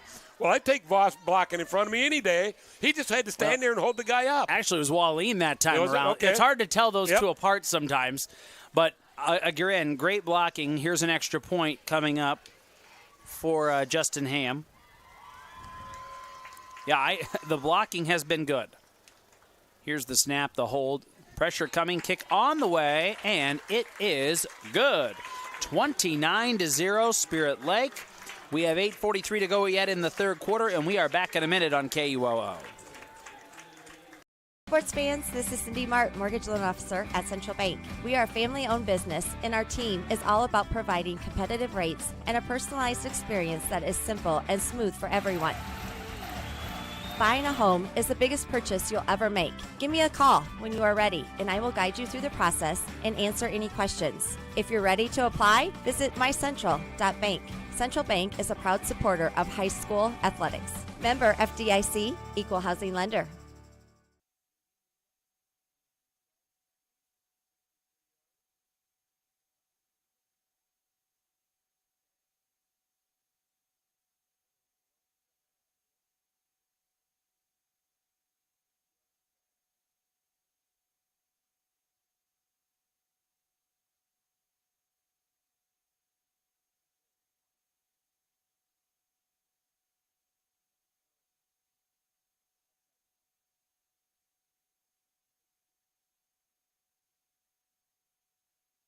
Back 8:43 to go here in the third quarter. It's 2A playoff football with Spirit Lake leading Clear Lake 29-0 after a 3-yard touchdown catch and run. And here's the kickoff. Low line drive kick will bounce inside the 15, picked up at the 12, and up the right side goes the Clear Lake player. Didn't get a number there. He'll be stopped short of the 30-yard line. So the Lions will be at their own 25 with 8:39 to go. Down 4 scores. Let's see if that defense stays fired up like they were in that first half, only giving up 8 yards of rushing in the half. Our broadcast thanks to Dr. Craig Newell, Spirit Lake Pizza Ranch, Spirit Lake Community School District, and Okoboji View and Pub 19. Lions... Oh, got an official's timeout. I had to get the football. Oh, switching to football, yep. Okay. Again, bought the Lions 25-yard, then they'll go 3 receivers to the near side of the field, and Stefani's in the shotgun. And this is a Clear Lake team. They have thrown the ball some, but they would much prefer to run it. And Stefani will fake the handoff and then keep it himself. That was a nice fake. Great, He'll run forward to the first down as he had a big hole up that right side. Good fake as Titan Schmidt did a nice job with him. And he faked that, and that's designed for an option like that. Mm-hmm. He can fake that little crossing hitch play to Schmidt, and if he sees that there's going to be a mob of tacklers there, he pulls it back out, and he saw that, and it left that right side wide open, and he picked up a big gain on that of about 12 yards. 1st and 10 from the Lions. 37. 4 receivers here for Stefani. Pressure there is a McKean's Pub and Grill sack by Tyler Voss. Just back at the 33. Just an animal. Loss of 4. How do you contain him and Wallin on those ends? Difficult to do. Somebody's won a McKean's Pub and Grill cheeseburger basket. Sign up on the sports page with the McKean's Pub and Grill sack attack at explorekoboji.com. 2nd down and 14, and 4 receivers for Stefani, who's in the shotgun with Schmidt. Now Schmidt will move to his left side. Here's Stefani. Throws a little screen play. It'll be caught by Meyer. Meyer will pick up 3 yards, gets up to the 40, well, a few more than 3. He gets 7 up to the 40-yard line. A little wide receiver screen, kind of threw it behind him. Had to spin and make the catch, but good blocking on that outside by Trayvon Luyo, whatever it is. I haven't said it all night. Luyobia. Yeah, I had to look a couple times too, and I had some Lions fans that helped me with some names beforehand. They said you'll probably slaughter it. He's aware. He's used to it. So Trevon, we apologize. Luyobia. Yeah. Here's 3 receivers to the left, single receiver to the right for Stefani and the Lions on 3rd and 7. at their own 40-yard line, trailing 29-0, looking to throw, does get it off, has a man, intercepted though. That's Alger, steps in front of him at the 39-yard line and returns it to the 42 or 47. What great defense by Alger, playing from that safety position.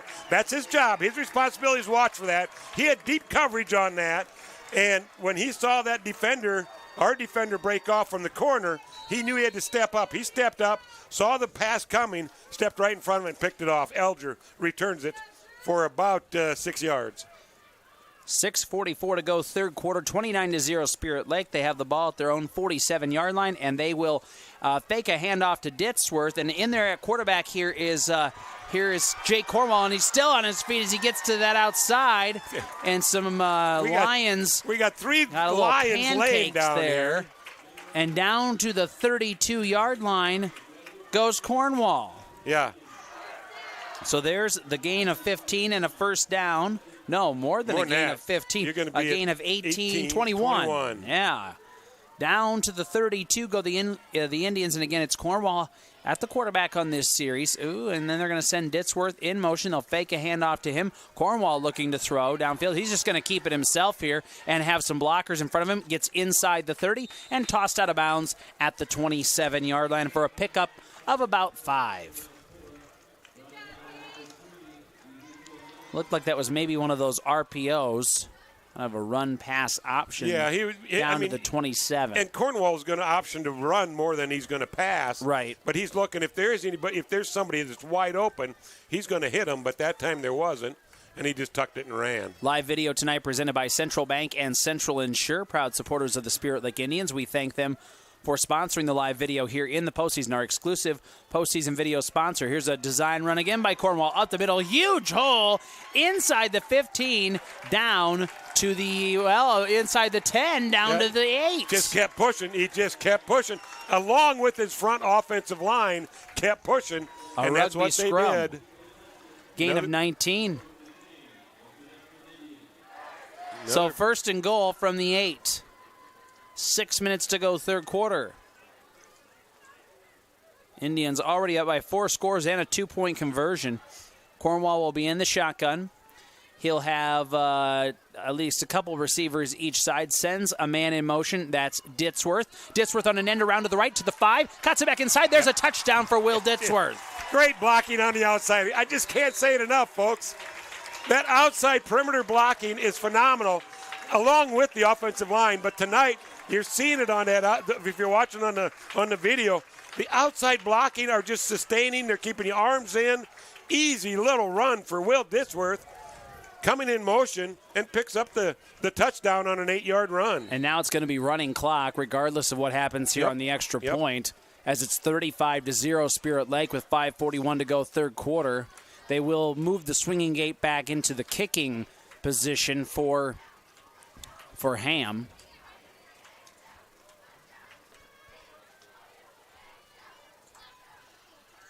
Snap, hold, kick is on the way, and it is good.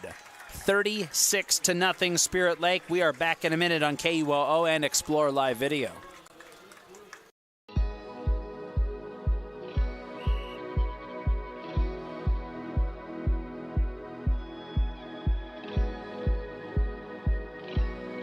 I love doing it. We go to all the state events. We work at all the state events. And, you wear your polo and people stop and talk to you. And it's just really great to connect with kids from other schools who are on the board, and then coaches, athletic directors who will see you at the events will stop and talk to you, and it's really neat. You feel a bit of a weight and you're a voice for all athletes in the state of Iowa, which is cool. I think it's really cool. I remember reading the email and I'm like, oh, this would be something really cool to look for. It'd be good to talk to people that I want to get to talk to around the state. I get to see other people's opinions, kids from 5A schools, kids from small schools.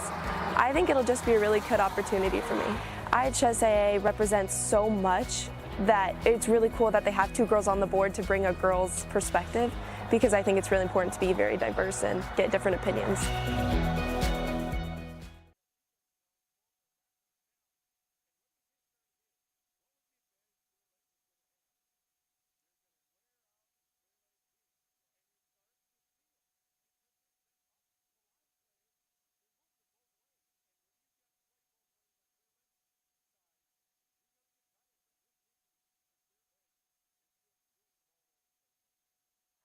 And here comes the kick. A little pooch kick. And Clear Lake, nice job there by Aiden Hartle. Yeah. Making the catch at the 33-yard line. Well, Elger was hustling down there. I think Ethan Stecker was running down there. It's one of those. They could have caught it on the run. Anyway, Clear Lake's going to take it. And they give it their own 34, we'll say. At 5:40 mark at their own 34. But running clock now, Clyde, is it's 36-0. And it's going to start the minute this ball is snapped. And it only stops for a few things. Injuries, timeouts. Yep. So here we go. And they will hand the football off, and not a lot of running room again for Titan Schmidt. Yeah. He'll get the 35, maybe on forward progress, it looks like, so gain of 1. I think Tyler Voss had to hold him again, of course. Yeah, he's had a really good night again here. Him and Wallin. You can't. The whole defense, just phenomenal play on the deep. But the ends, you're right. The ends are crashing and so fast that they don't have the Clear Lake Lions don't have any time to react to anything. Schmidt, they did give him 1, didn't they? Yeah, to the 35, and it'll be second, and I'll call it a long 9. Long 9, yeah. 3 receivers to the right, single receiver to the left. Stefani in the shotgun with Schmidt. He'll look to throw a screen play. That's thrown behind. Nelson comes up with it. Nice He does move. avoid some defenders. Nelson will have some positive yardage. Stretches near the 40. Let's see where they mark it. What do we got here? Might be a flag on the play. I don't. Oh, yeah, there is one right over there, and that might be in the area of holding or face mask. Okay. We'll see what the official has to say. Legal block in the back. Okay. So negate that pass and run. That'll back them up 10 yards, I believe. Score update here. OABCIG 20, Osage 16. That's third quarter. Good game over there. Yeah, ball back at the 24. Looking to throw on second and long. Stefani downfield. Caught. Oh, nice That's catch. caught by Luyobia. Luyobia's not going to get caught, folks, into the end zone for a touchdown. Well, there How goes about that for one. an explosive play? Yeah, they needed that, a little outburst right there for them. It's a 76-yard touchdown catch and run. And that one well defended. I mean, how are you going to do anything about it? And Stefani just threw it just over the defender's fingertips. I think it was Elger. And Luyobia hauled it in and then used his speed to run down the sideline for the touchdown. So good. Congratulations for them on that one. That'll stop the running clock now. Claybaugh in for an extra point. Snap, hold, kick is on the way, and it is good. 36-7. Spirit Lake leads. Clear Lake will take a minute timeout. More coming up on KUOO and Explore Live Video. This is Cole Nickel, Commercial Line Sales Executive from Central Insure. We understand there's more to insurance than just your policy. It's about people and protecting what's most important. That's why we strive to offer you the most appropriate and cost-effective policies to fit your needs. From home, auto, life and health, to business insurance, our experienced and local agents are here to help you. Work with local people you trust. Call or stop by Central Insurance today. We're committed to protecting what matters most to you. Not a deposit, not FDIC insured, not insured by any other federal government agency, not guaranteed by the bank, may go down in value. Broadcast possible here this evening. 36-7 after the, what was that, a 76-yard touchdown catch and run by Trevon Luyobia, 4:27 to go in the third quarter. So let's see if Spirit Lake responds here offensively after the Clear Lake touchdown. Video coverage tonight presented by Central Bank and Central Insure. They're our exclusive video sponsor in the postseason. And it'll be Claybaugh to kick off. And they're in the little pooch kick of their own. Spirit Lake will grab it at the 30-yard line, just hang on to it, and then bulldozing forward with that. I think that's yeah. No, that was not Lalamandir. That's Ditzworth, I think. 20. I thought it was well, maybe it's Caleb Lee. Caleb Lee, 25, yep. There we go. So Spirit Lake will start at their own 44-yard line. 4:24 to go here in the quarter. Third quarter, that is. 36-7 again, Indians with the lead. Under center is Lunt. A man in motion is Wallin. And they will hand off. There's Ditsworth, and he'll burst his way through the line of scrimmage for a gain of 4. Up to the 48-yard line. Well, 4:12 left in the third quarter, so Spirit Lake would like to get this touchdown back that they just gave up on that 76-yard passing play. They're not going to rush at it, but going to let the clock run down here a little bit. And to 3, it's OABCIG leading 20-16 on Osage over in Osage.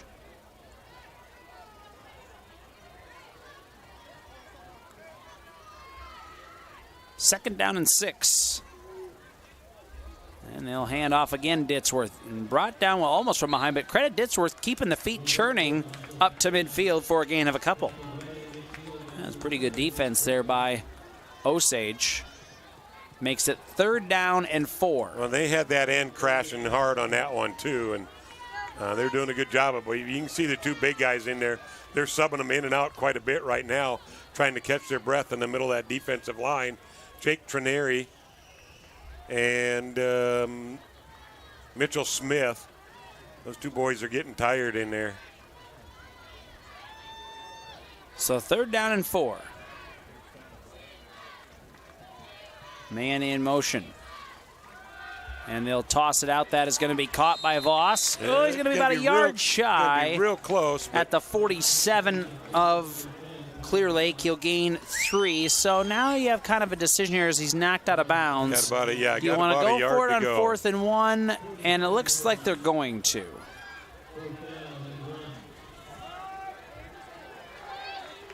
.254 to go, third quarter. Under center is Lunt. And he'll try to keep it himself, and now sneak forward for a first down to the 45, gets 2. Evan Beck in the middle, just bulldozed. Yep, that's who. Just bulldozed. You always feel pretty good about that opportunity, don't you, when you go behind him? Hambley tried coming in there, and Beck nailed him coming from that linebacker position. Stood him up and pancaked him back 4 yards. Wow. Beck took a little swat to the head from him, too, and refs didn't catch, but what a block by Evan Beck. So ball at the 45-yard line. It'll be 1st and 10, Indians. That's the Clear Lake 45-yard line. 2:46 now, clock ticking here again in the third quarter. Yeah. And they'll take their time, 15 seconds here. Run getting that, up to the run line that of play scrimmage. clock down below 10 every time. Lunt is under center. Now he's going to send Voss in motion. And they will cut it back to the left. There's a good-sized hole, and that is Ditsworth. And he'll race forward for 9. Forward. I think he's got 10 as well. He's going to be about a half yard short. They're going to mark it. This side is going to – I think they're going to mark it on this side. I think you're right. And he's about a half yard. If they mark it from the far side, he would have got it. But they're going to mark it about a yard short now. Gain of 9. Still, what a run, and what a push by the offensive line. So 2nd and 1. 2 to go here in the third quarter. Just a line surge is unbelievable out there right now. Spencer Robinson is out there at this left guard, or right guard. And again. Just going to quarterback keep. Why not? I mean, look at that. Evan Beck. 6 again. on that. Down to the 30 on the quarterback keeper. Their offensive line pushed 6 yards, and all Blunt has to do is walk behind them. Well, I think the thought process here is let's get up by the running clock and get out of here again. So, yeah, a 6-yard gain on a quarterback sneak. About a minute and a half to go here in the quarter in our broadcast, thanks to all sorts of great sponsors, include the likes of McKean's Pub and Grill, Central Bank and Insure. And they're going to hand off an end around here. Oh, ball comes out over Alger, and I think, well, did Clear Lake land it? I think they did. Clear Lake's got that one. Yep, that one. Lake, fumble recover. He never really had good control of that one. And as he started making the cut, a hand came in there and punched it loose, and it squirted into the Clear Lake hands. So a minute 12 to go in the quarter, and Clear Lake gets the football back down 36-7. Lions recover at their own 33-yard line.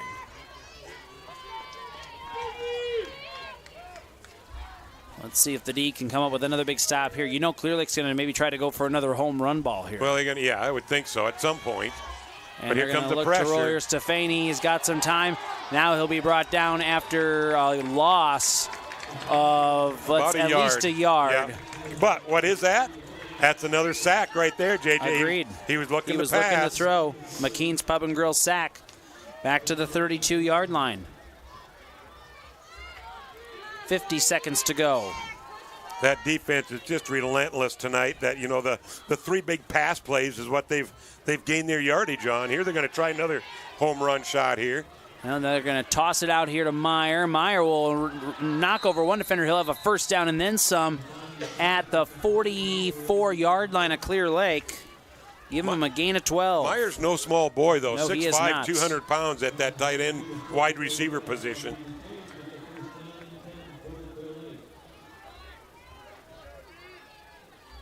That's their first down of the half. Out to the 44 on that 12-yard gain. Will waste little time here. They did get out of bounds there, so the clock stops. Yeah. They're trying to figure out who's going to be rushing here and who they have to block. And they're going to look to throw. There's a throw downfield. It'll be caught. That's caught by Ben Logie. Logie down to the 30 of Spirit Lake, and we got a player out of bounds that's injured for the Indians here. Yeah, and they're playing real loose pass coverage right now. Just making sure nobody's going to get behind them like that last series. Gain of 26 there for Logie. And I think first down at the 30, and I don't know which injured Spirit Lake player Joey that Andres is. came in, so that'd have to tell me it's Elders. And no, it was Stecker. Stecker, okay. So ball at the 30, 25 seconds to go.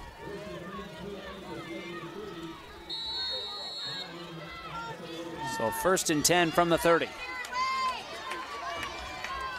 Yeah, the defense is playing a little bit loose right now, not wanting to get burnt again. Let's see if they can stiffen up here and keep them out of the end zone. Stefani looking to throw. Over the middle. Did he grab it? He did. That's a nice catch. Yeah, right down on the ground. By number 13. Again, that's Logie. Logie down to the 21. Pickup of 9. 7 seconds to go here in the quarter. They'll maybe try to get one more play off here before the end of the quarter and get a free play maybe out of it. With 2 seconds to go, they do. There's some pressure, and that'll be caught and then knocked to the ground after a first down is Liobia.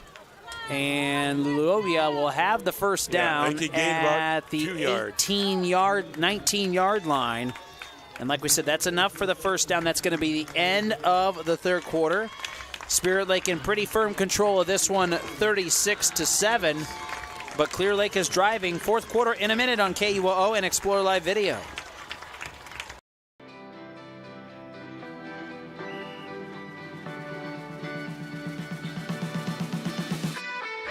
Sportsmanship means doing what's right, treating your opponent with respect, no matter the score. The guy across from you works really hard to get to where he's at, so you should respect him, respect all the work he's put in. It always goes back to the golden rule, treat people how you would like to be treated. I'm sure if you play sports, you've been around people who are unkind during the sport, but it makes it better and when everybody's kind. You're out there playing a sport, you're out there to have fun. You can still want to win, but always be kind. Remember, that's a human. Nothing you can say from the stands is going to change the call that they make on the field. No matter how hard you yell at them, they're going to stick with the call on the field. So it doesn't really help much. But what does help is encouraging your team when they're down, when the call doesn't go their way. Instead of yelling at the officials, try to help encourage your team and get them out of the funk that they're in, and try and get them in the right direction.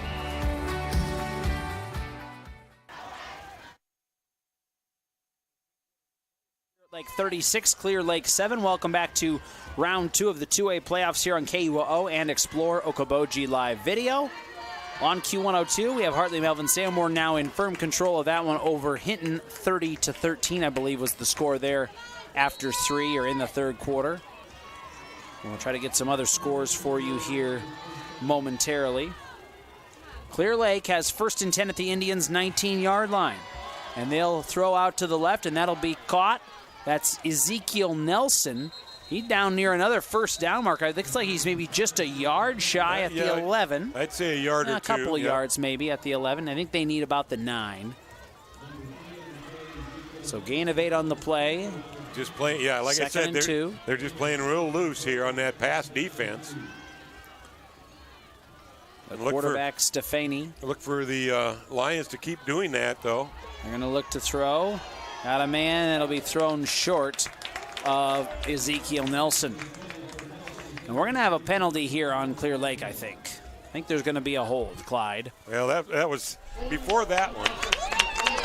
Yep. And it is a hold. Before that, it was right now with that hold. That means Stefani's still got 6 pass completions in a row, going back to that long 76-yard pass play. Hold at the 14-yard line should push it back to the 24. Well, more than that even.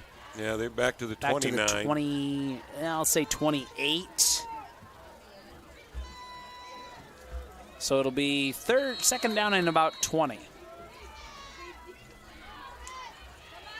3 receivers left, single receiver to the right. And Stefani wants to throw again. Goes towards the end zone. That is a dead duck, and that's going to be just shy. Oh, my gosh. And then they're going to call some pass interference here on Spirit Lake. So here's what's happened.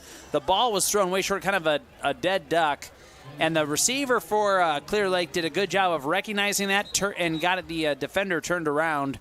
And I think they're going to call pass interference against Spirit Lake. Let's see. And what happened is Will Graves didn't really turn around. And when he didn't turn around, then the receiver came back at it and he blocked his path. Well, I think they might wave it off. They might, because it wasn't catchable.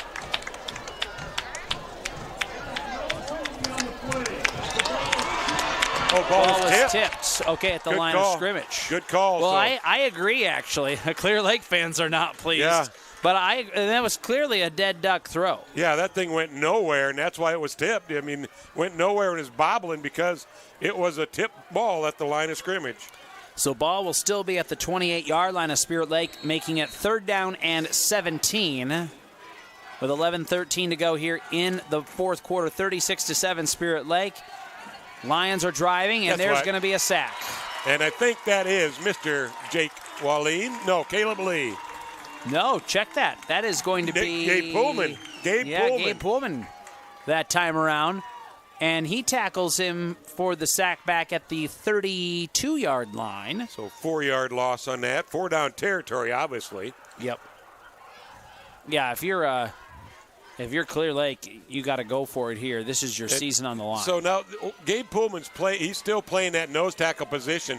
He stunted on that one with Tyler Voss and went to the outside, and that gave him time to find the hole and get that sack. And they will look Another to throw, one, there's a and hole. That's going to be ball thrown behind an intended receiver. It was a forward pass. Yep. It'll be incomplete, and that'll be a turnover on downs. And they could have had a penalty flag on that because Wallin was getting held coming from that right side. But in either case, it turns it over on downs. So 10:30 to go in the ball game. Spirit Lake offense can come back onto the field at their own 32. With a chance to get back up to that 35-point margin. And more importantly, just burn the clock itself with this possession. Burn the clock. You've got the lead. It's healthy lead. So here we go. 1st and 10, Spirit Lake at their own 32. They bobbled it a little bit there. It'll end up being the quarterback keeper for Lunt, and he's going to lose a bunch of yardage out of that. Back to the 22, a loss of 10 on the play. That play just blew up when that was bobbled a little bit. I think the Lunt thought the handoff was supposed to go the other way, and the running back was going to go the opposite way, so it just kind of bobbled, and Lunt had to just eat it. Will Ditchworth out there running the ball now. Explore live video tonight thanks to Central Bank and Central Insure. Proud supporters of the Spirit Lake Indians. Happy to bring you the video stream of tonight's playoff football game. 36-7 Spirit Lake. 9:50 to go here in the ball game. It'll be 2nd down and 19. And it'll be 3 receivers to the right. Cade Lunt in the shotgun. He'll toss a little screen play, and that is broken up nicely by Clear Lake. It's a great defensive play right there. They're wanting some type of a penalty, but I think they wanted. Actually, you can't because the ball was released, and our receiver went out there to do the block, and he just blocked him. Yeah, Luyobia had the nice play there. Yeah, Luyobia wanted to try and get that, but our wide receiver did a block on him and knocked him down. So 3rd down and 19 now. Well, I don't know exactly what you do here. Maybe you just run the football and burn some clock. Burn some clock, yeah. You don't want to take a chance of picking it. Has that look anyway, as they have 2 receivers to the near side of the field. They got a man in motion. They'll try a little end-around play here. I believe that might be Cornwall. And Jake is actually going to get knocked out of bounds at the 24, maybe 25-yard line, pickup of 3. So the punting unit will come on. Caleb Ryder, give him a gain of 2 to the 24 on that play. So we'll hopefully see Ryder punt this thing deep into Clear Lake territory. Yeah, boom one here and just let our defense do their thing again. In 17 seconds. They got somebody who's missing a not player quite out here. there yet. Ethan Carlson. He gets out there as well. Yeah, got to call timeout. Timeout here. Going to run out of time, yep. So we'll take a timeout as well. 9:33 to go in the ball game. It's 36-7 Spirit Lake, and we're back in 30 seconds on KUOO and Explore Live Video. Looking for fun social opportunities, financial benefits, and the opportunity to travel the world? This is Tammy Browning, Executive Director of Central Bank's Emerald Club, where we match up products, services, and expertise to create an engaging and social community for customers age 50 and up. We currently have trips scheduled to Omaha, the Canadian Maritimes, Nashville, Ireland, and a once-in-a-lifetime trip to Australia and New Zealand. Stop into Central Bank in Spirit Lake to learn more about the Emerald Club, where experience in banking meets experience in life. Member FDIC.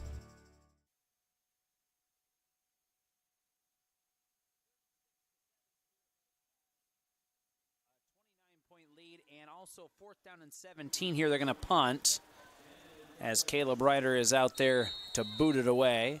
Looks like we've got Ezekiel Nelson at his own 40 for Clear Lake. Hopefully this gets at least to that mark. Kind of a short punt. It'll bounce at the 50 and then roll out of bounds at the 47.5, 48-yard line of Clear Lake. So it'll be good field position for the Lions with 9:27 to go here in the ball game. The other half of this pod, it's still a good game. Falcons of Alphabet Soup, OABCIG 27, the Green Devils of Osage 22 in the 4th quarter there. 30-20, yeah. HMS leads Hinton on Q102. Anybody's game on that one yet with OABCIG and Osage. But the Falcons leading that game right now. Yep. All right, 3 receivers here for Cale Stefani, who will look to throw, and that'll be caught by Luyobia. And Luyobia into Indians territory. His forward progress at the Spirit Lake 48-yard line. Yeah, you're going to see a steady passing, short passes now. So a gain of, 4 on that play? 4 on that one, yep. And it'll be 2nd down and 6. And they'll throw over the middle. Oh, and it'll great play. I mean, it was thrown nicely to Logie, but that was excellent defense knocking it away. Well, and it was the linebacker coming back to help with the coverage underneath. And that was Braden Teesfeld that at the last minute stuck his hand up and knocked it away. So it'll be 3rd down and 6 for the Lions at the Indians 48. Score update down in Spencer. It's Denison leading 31-20 with 11 to go there. And we mentioned 30-20 HMS leads Hinton in the 4th quarter on Q102. Here's the throw over the middle. It'll be caught. Nice grab by Nelson. Had to go up and get that down at the 37-yard line of Spirit Lake. A gain of 11. And a 1st down for the Lions. And even though they moved the ball here, it's still a 29-point ball game. You just kind of feel like Spirit Lake almost more or less in a prevent defense. Oh, that's all it is. Here. They're staying way back on that pass coverage, like I said, letting anything underneath go. And they'll look to throw. And that'll be caught and then tackled pretty much right away as the big guy, Thomas Meyer, at the 35. Tackled by Will Graves. Great coverage out there. Will Graves. That is a size mismatch for Will Graves going up against Thomas Meyer. Will Graves, folks, is 5'9". Meyer is 6'5", and he's got a little size on Will, let's just say, about 40 pounds. Here's the throw on first down, overthrown, but tell you what, Lyobia, if he had saw that throw, maybe would have had a shot at it. We're going to have a timeout here by Coach Josh Beloit. And we got, a minute timeout here on the clock. We will take one with him. It'll be 3rd down and 8 for Clear Lake at the Indians' 35-yard when we return in 30 seconds on KUOO and Explore Live Video. Banking isn't just about financial products. It's about service and what we can do for you. Those personal touches are at the core of who we are at Central Bank. Decisions are made locally by people who get to know you. And while a lot has changed since 1877, we're still committed to our customers and to being the best bank in every community we serve. Central Bank, member FDIC.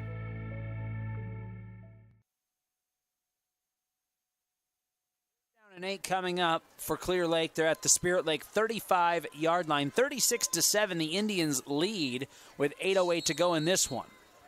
This is the second round of Class 2A playoff football.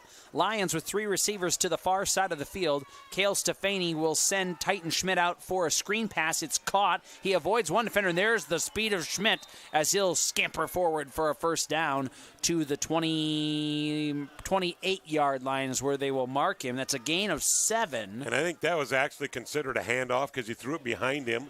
Okay. So you got to give him a handoff on that instead of a passing play. Spencer's made it a game, 31-26, 8:15 to go in the fourth quarter down in Spencer. They're trailing by 5. Good luck to the Tigers in 4A playoff football. Here's 4th and 1 for Clear Lake. They had trouble with 4th and 1 right before halftime. Imagine if they had gotten that score. Yeah. He'll toss out. This is caught by Schmidt. It'll be a first down. He avoids the defender, gets inside the 20, and then knocked out of bounds at the 16. A pickup of 12. And that'll move the chains for the Lions here. Now, Coach Willett didn't like something that he saw there during that timeout. You know, how many times have we seen Spirit Lake really go to this type of a prevent defense, though, this year, Clyde? Not much. Not much. Probably a good situation for Spirit Lake to be in. They'll look to throw here, and plenty of defense there. And the closest player to that play was Drew Alger. He had his hands up, but it was well overthrown. And it'll be 2nd down and 10 coming up for the Lions. Well, I'm sure the Spirit Lake defense would love to keep him out here and see if they can get that intensity back. I don't know, they maybe getting a little tired out there too. Late in the game, they're just trying to make sure that nobody gets behind them deep. And right now, it's kind of hurting them. It's torching them for some short plays and some first downs. And they'll look to throw here, and that was a nicely designed throw. Rifling it in there is Stefani down to Logie inside the 5 to the 2-yard line. So give him 14 on a nice pass by Stefani. It'll be 1st and goal for the Lions at the 2. 7:37 to go in this one. Spirit Lake leads 36-7. I'm going to say they stick with this passing plays that they've been doing. Absolutely. They had no luck trying to just run it in. Well, here they go. They're going to go to Schmidt. And guess what? And Schmidt's going to get nothing. In fact, he might have lost a yard. In fact, he did lose a yard. They're marking it at the 3. Yep. Well, Jared DeVries, that's an NFL player, played for the Lions, played for the Iowa Hawkeyes. You know Jared DeVries won Smash Mouth football. Yeah. But it has not worked at the goal line He's tonight. saying he wants his offense to run it up the middle on these short yardage things. But as a tight end, you think, okay, give me that quick shot pass across the middle. That's what they're looking at now.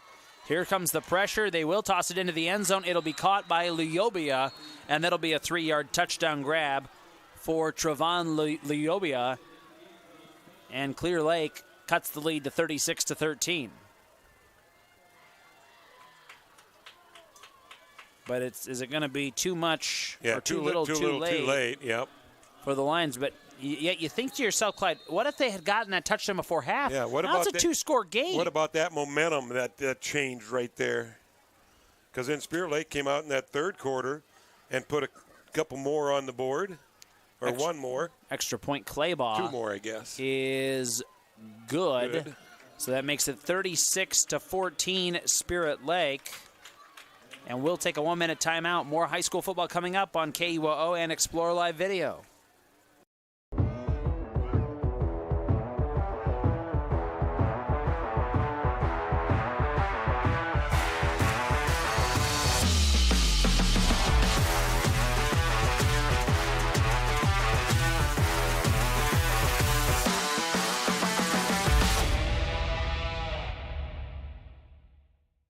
Activities and athletic offerings. Research shows students who participate in school clubs, fine arts, extracurriculars, and sports are physically healthier and more likely to volunteer in their community, go to college, vote in elections, and more importantly, get better grades than students who do not participate during every year of school. Get involved in your school today from the Iowa High School Athletic Association. 36-14. Spirit Lake leads Clear Lake, the Lions, with a 3-yard touchdown grab by Trevon Luyobia. And it'll be a kickoff coming up here from Kinnick Claybaugh. 6:50 to go in this one. Who the Indians play still very much up in the air, as it was a 1-score game at last check between Osage and OABCIG. And it is 34-22 Falcons now, so the Falcons have opened up a little breathing room on the Green Devils of Osage, who have the football in that one. There's going to be a little onside, and it's going to be picked up by Clear Lake, and they're going to have the ball at the 45-yard line of Spirit Lake. It bounced just perfect over our first guy that was going to receive it over there. Went up in the air, and it tipped it just a little bit, and they took it over. Watch out here, folks. Well, 3-score game here with 6:47 to go. Clear Lake will get the ball at the Spirit Lake 48. Spirit Lake's going to say, hey, we're going to tighten up this defense here a little bit. I would get out of the prevent. That's just me. I'd send some pressure. Time to make the quarterback make a few hurried-up decisions here. Stefani will look to throw on first down. He will try to go for a home run play, and that's going to be dropped by Luyobia. And that was a little battle there between Trevon Luyobia and Will Graves downfield. Incomplete on first down, but I wouldn't be shocked if they go back to that at some point. Will Graves had the inside position on that, but Luyobia made a great adjustment on it to come back for it. Almost got his hands on that. So 2nd and 10. Ball at the 48. And now it sets it up to where they're going to have one-on-one on that far side, the short side of the field. And that'll be caught by Schmidt, Titan Schmidt, and he'll get out of bounds at the Spirit Lake 45, picks up 3. 3rd and 7 rather, coming up. Well, you know it's 4-down territory for sure. It's 4 down. Yeah, exactly. It doesn't matter. Doesn't matter where at in this one is. It's 4-down plays in the game. Clear Lake's going to bunch things up here. Let's see what they do out of this formation. And they'll look to throw, and that might have been hit as it's thrown, and it's intercepted. Intercepted by Jake Cornwall to the 40, to the 35, 30. Cuts it back to the 20. He's inside the 10. Can he stay in bounds? He can. He's out of bounds at about the 11 or 12. Well, where did he intercept that at? I was about at the, 25, 30? I'd say about the 30-yard line. Yeah, because that's where the ref just picked up his baggie. About the 30-yard line. So that ends that threat. And he ran that all the way back, and he just tried staying in, but back to the 11. 6:22 to go in the ball game, and well, a score here again would be very, very good for Spirit Lake, at least to get that momentum back on their side. At the Clear Lake, we'll say 12. 1st and 10 Indians. Man in motion is Teesfeld. They're going to go to Ditzworth. Ditzworth will cut it back to the left. He's inside the 10, down to the 5, to the 4 perhaps. They'll mark him at the 5, it looks like. Gain of 7. Good job by Will Ditzworth of churning those legs, keeping those feet underneath of him, and picking up 7. Now, Spirit Lake can get a first down at the about the 1-2 yard line. Half, it looks like. Yeah, they're going to run clock now and just punch this thing in. Absolutely. They got 20 seconds on the clock here, 5:49. All they want to do right now is seal the deal. Play clock is down to 12, 11. They're going to run it underneath 10, probably snap it with about 5 seconds to go in the play clock. And they will go there to Ditzworth again. Inside the 5. Can he get in? No, Looks just like he's short. At the 1. About the 1 yard line. So a gain of 4. That will be a first down, though, I think for so. the Indians. So it'll be first and goal at the 1 as Ditzworth picks up 4. Let's see if the Indians can knock it in again. That would be huge. Wouldn't get a running clock necessarily going again, but it would just give a little more space and make it a 4-touchdown game. So Lunt will go under center. They're going to just try to send a little sneak. Yes, yeah, and Lunt's going to get in, I think. Well, yep. Yes, there it is. 1 yard touchdown run by Cade Lunt. And that makes it 42-14 with 5 to go here in the ball game. Let's see if we got another score update. We got several score updates here in a moment, including a final. Extra point coming up here for Ham.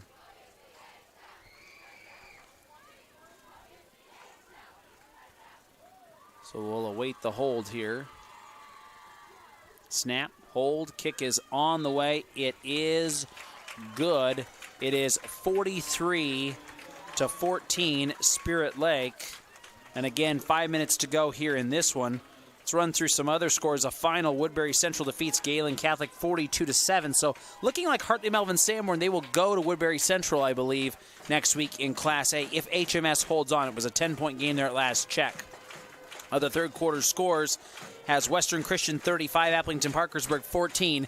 And I believe that's on the road for Western Christian I think tonight. it is. Yeah, West Lyon on the road, no problem with Greene County, a number 1, 27-7. Well, in Western Christian, all the way down to that's a long drive for Lyon Appleton County Parkersburg. rivalry next week because it's 42-8. Yep. Central Lyon, George Little Rock leading Clarinda. I think Clarinda maybe got another point or two there. Look at that Beef Bowl again. Beef Bowl reunion coming up. Harlan all over MLC 42-7, and West Sioux leads Kemper 31-7. Those are end of third quarter scores. We have 43-14 here. And 5 minutes to go. And a kickoff coming up here. I think we have playoff football tomorrow in Minnesota as well. I think Redwood Valley's up at Jackson County Central. Jackson won that one the first time around pretty handily. And Martin County West is at Springfield. Those will be on KKOJ and Extreme Country 105.7 tomorrow afternoon, respectively. A noon start, Tim? 3 o'clock. Oh, late start. Okay. So here is the kickoff for Ham. And that's booted down to the 7-yard line, and that's where Logie will take it for Clear Lake, and then he hits a wall of defenders I don't know if just past the 20-yard line. He might not want to take that one. Well, Tim, you'll be spared the Iowa misery tomorrow then, in other words. Ball at the 22-yard line. I don't know. Tomorrow, I think it's anybody's ball game with the Hawks and Northwestern. Northwestern's not great, but they're so well coached. Well, year in and year out. Fitzpatrick has a number for Iowa anyway, no matter what he does. Well, I just think he's a good coach. I really do. But we'll see what happens tomorrow. That's a 2:30 kick on KUOO. 3 receivers to the right, 2 to the left. They'll toss it out, and it'll be a tackle inbounds. They connected with Titan Schmidt there, and Titan's going to get the 25, so a pickup of 3. But again, he's in bounds. Yeah, got tackled in bounds. That was a good tackle there. A little bit tighter defense on that one. They didn't let him get some running room going. We have a final. It'll be a rematch here next week if Spirit Lake can hold on. OABCIG defeats Osage 34-22. That's the final there.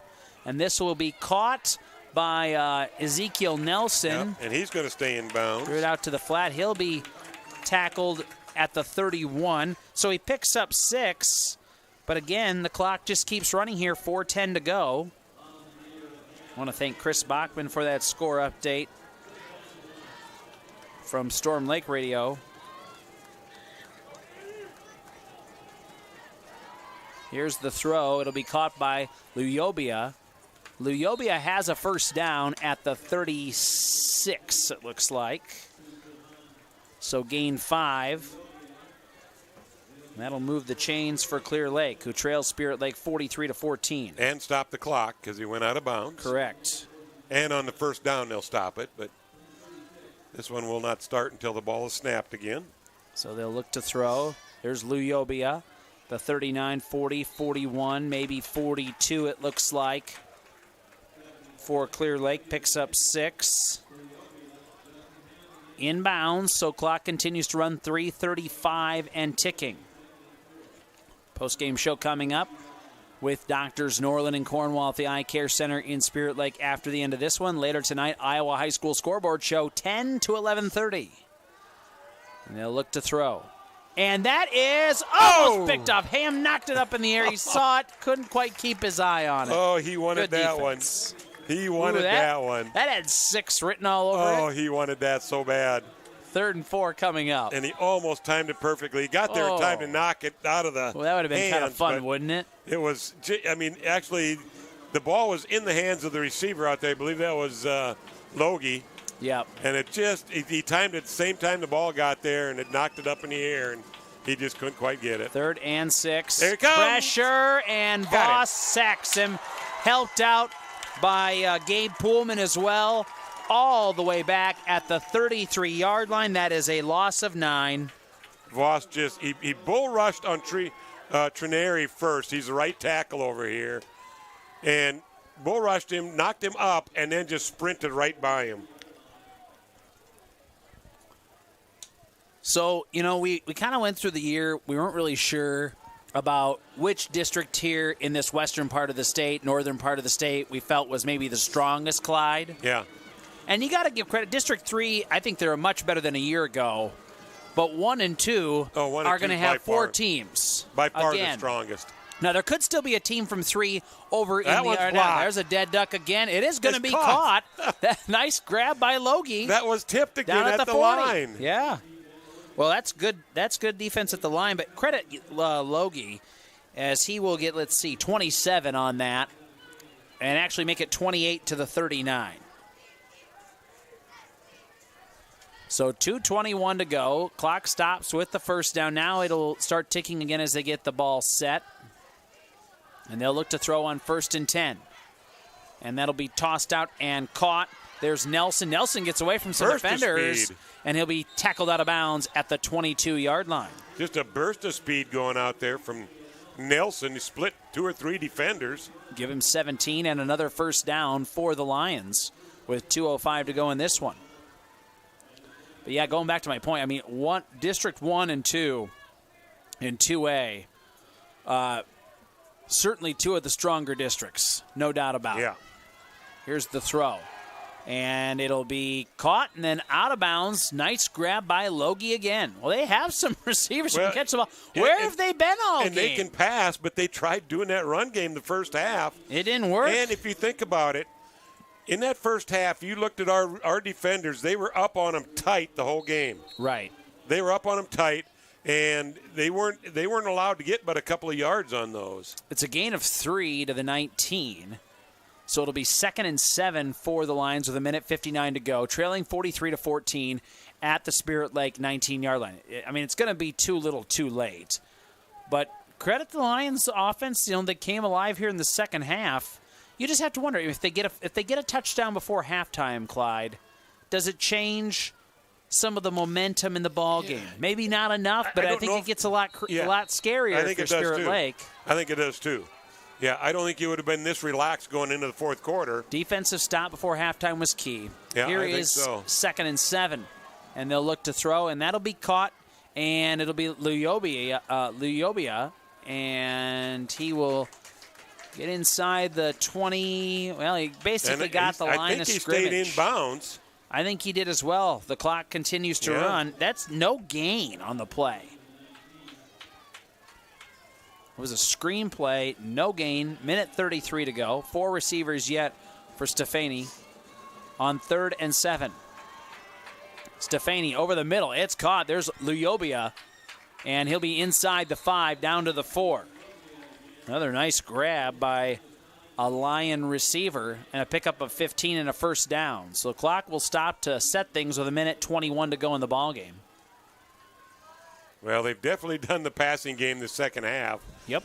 1, 2, 3, 4, 5, 6, 7, 8, 9, 10 first downs, all passing, and 1 rushing in this half. 1:05 to go. Stefani. And we're going to have a false start I or think something so. Yep. here. Yep. So it'll back them up 5 yards.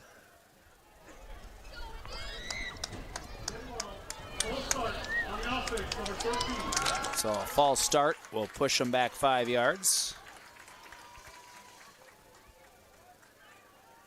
Puts the ball at the 9. Second and goal coming up for the Lions with 1:01 to go in the ball game. Well, this second half, they've attempted 31 passes just in the second half.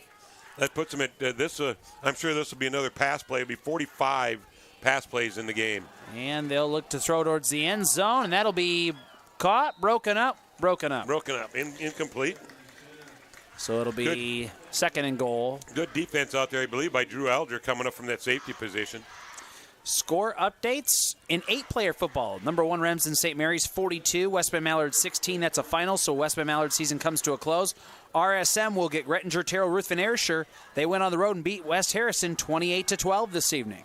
Congrats, GTRA Titans. And there's a touchdown throw and catch for Clear Lake. It'll be Ben Logie, who's had a good second half. Give him a 9-yard touchdown catch. Yeah, just a quick slant across the middle. So with 47 seconds to go in the ballgame, the Lions will make it a 3-score game here. Extra point coming up for Claybaugh. Well, give them credit. The Lions squad, they didn't give up. They didn't give up, and they went to that passing game the second half. And look out, there's a lot of young players on this Clear Lake team. This is going to be a team that you got to argue will be probably a favorite to contend in 2A, well, whatever district it ends up in next year, as the districts will reset again. Yeah, they'll reset again. Yep. Snap, hold, kick on the way. Claybaugh's, maybe not so pretty looking kick goes through. And we have 43-21, Spirit Lake leading, 47 seconds to go. Back in 30 seconds on KUOO and Explore Live Video. This is Cole Nickel, Commercial Line Sales Executive from Central Insure. We understand there's more to insurance than just your policy.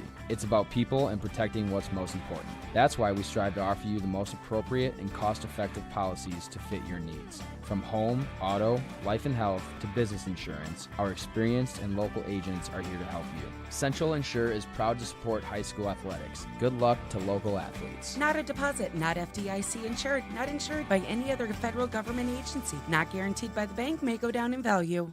To 11:30 here on KUOO. And again, Hawkeye football pregame 12:30, kickoff 2:30 as they host Northwestern. That's tomorrow here on KUOO. Full sports schedule anytime at explorekoboji.com. Final, Glenwood ends Spencer's season. They win 38-26 down in Spencer. So the Tigers' season comes to a close, I believe at 7-3. And Clear Lake will do a kickoff here. I would be surprised if they don't maybe try another onside here. I would have to think so. Well, they recovered one of them already. Yep, and they will try that little That pooch. big pooch kick. He called for a fair catch. Oh, and I was going to say he called for a fair catch. I don't know how that works that Yeah, close. there's They the are flag. going to throw the flag. Yeah, I was going to say that. It has to be a flag because he called for the fair catch. And it was beyond 10 yards. So yeah, Caden Hassel called for the fair catch on that. So Spirit Lake will get the ball here with 47 seconds to go. Yeah, kicker interference or the receiver interference. So it'll be a first down for Spirit Lake on their own. Well, it's going to push 40. it to 48, yep. Yep. So the Indians will be able to just They'll run this it out. out. Now, Yep. the Clear Lake does have 3 timeouts. If they would opt to use them, I don't know if they will or not. We'll see. I don't know if they will either.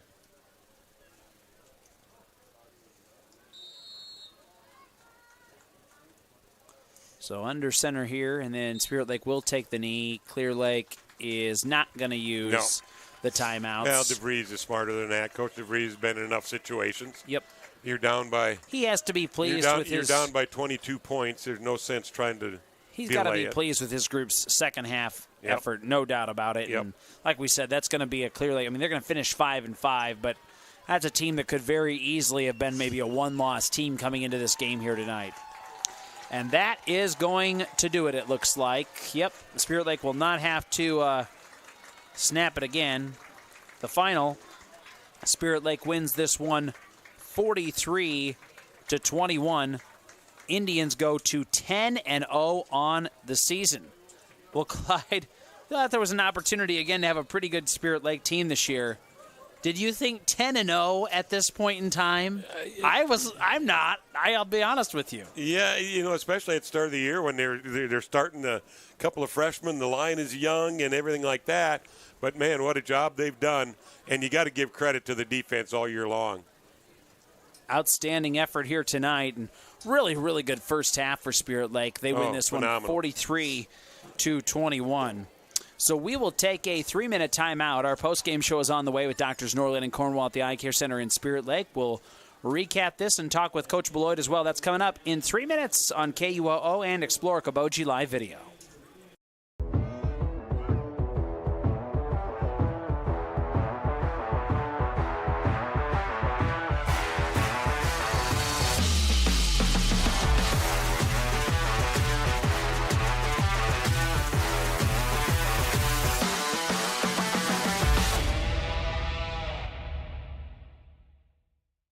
Are you looking for fun social opportunities, financial benefits, and the opportunity to travel the world? This is Tammy Browning, Executive Director of Central Bank's Emerald Club, where we match up products, services, and expertise to create an engaging and social community for customers age 50 and up. We currently have trips scheduled to Omaha, the Canadian Maritimes, Nashville, Ireland, and a once-in-a-lifetime trip to Australia and New Zealand. Stop in to Central Bank in Spirit Lake to learn more about the Emerald Club, where experience in banking meets experience in life. Member FDIC.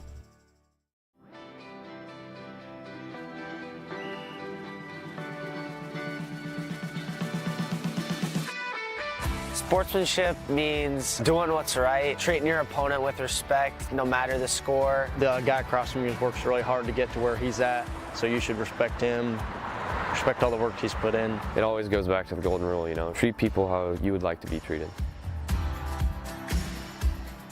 I'm sure if you play sports, you've been around people who are unkind during the sport, but it makes it better and when everybody's kind. You're out there playing a sport, you're out there to have fun. You can still want to win, but always be kind. Remember, that's a human. Nothing you can say from the stands is going to change the call that they make on the field.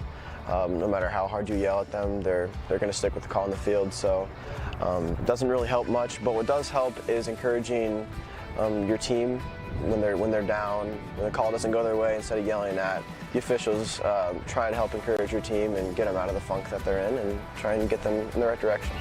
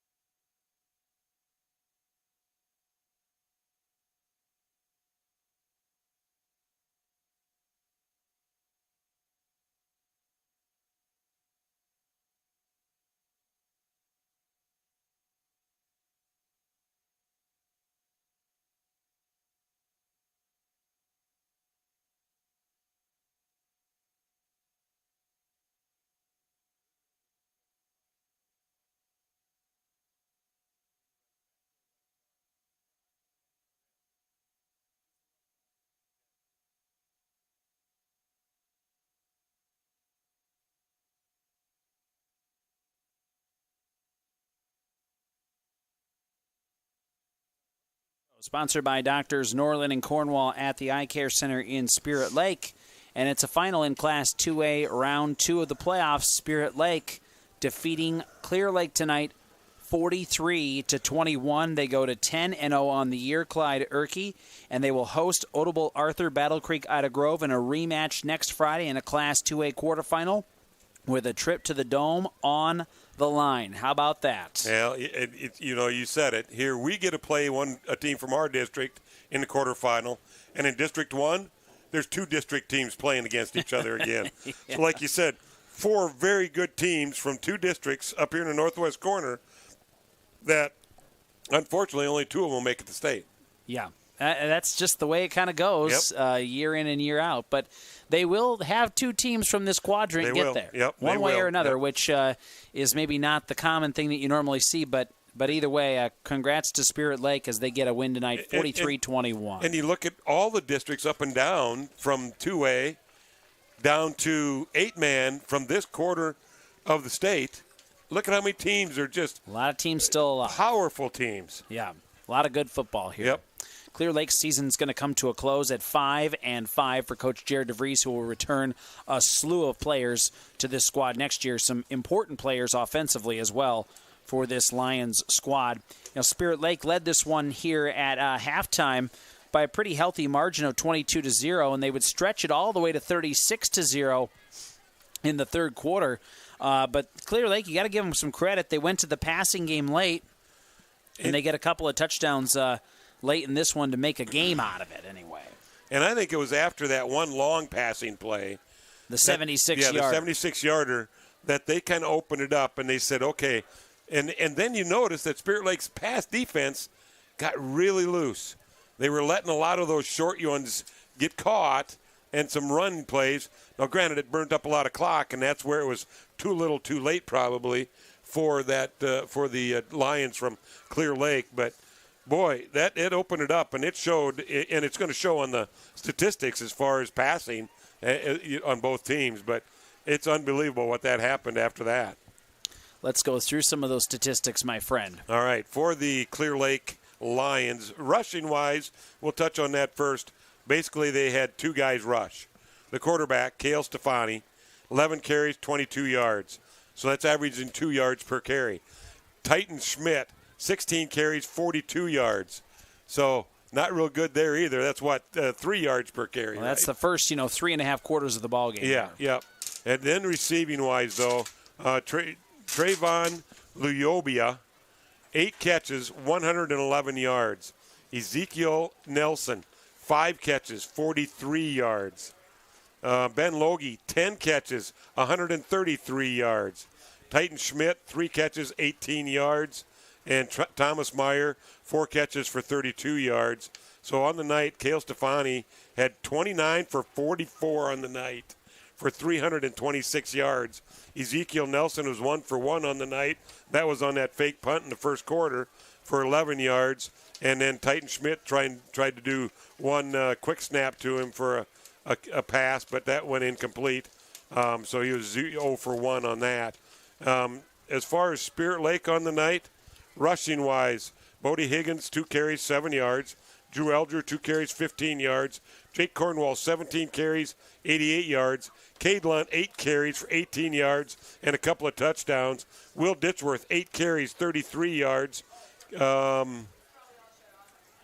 That's the rushing statistics. So they spread it out amongst their players again, trying to keep everybody healthy. Bodie Higgins will try and find out what his situation is here in the postgame from Coach. But then in the reception-wise, Justin Ham, 1 catch, 21 yards, that 21-yard touchdown catch in the first half. Drew Eldrer, 1 catch, 40 yards. Caden Hassel, 2 catches, 10 yards. Jake Cornwall, 2 catches, 42 yards. Tyler Voss, 2 catches, 24 yards. Jake Walleen, 1 catch, 10 yards. Cade Lunt was 9 of 13 on the night for 147 yards. So very respectable in that regards. Mm-hmm. Totals on the night, Spirit Lake ended up with 13 first downs, 9 of them rushing, 4 passing. Clear Lake had 15 first downs, 2 rushing, 13 of them passing. They ended up with 341 yards total offense. Spirit Lake had 308. And like I said, rushing-wise, Clear Lake ended up with 4 yards total rushing on 34 carries tonight. Yeah, so you can throw in the sacks and the losses and things like that. So, good win tonight. Got a little opened up there in that fourth quarter, but I think Coach will take the win. Yeah, definitely. We're going to bring Coach in here now. Coach Josh Beloit joins us, and congrats on a nice win here tonight, Coach. And this Clear Lake team is much better than their record indicates, I think. And you know what, though? You guys took care of business early in this one, and I think that set the stage for the game, really. Yeah, I thought we started off really well. I mean, they're not a passing team, so they wanted to come in and run the ball and eat clock, and I felt like we were able to stop the run. I thought offensively really had a great game.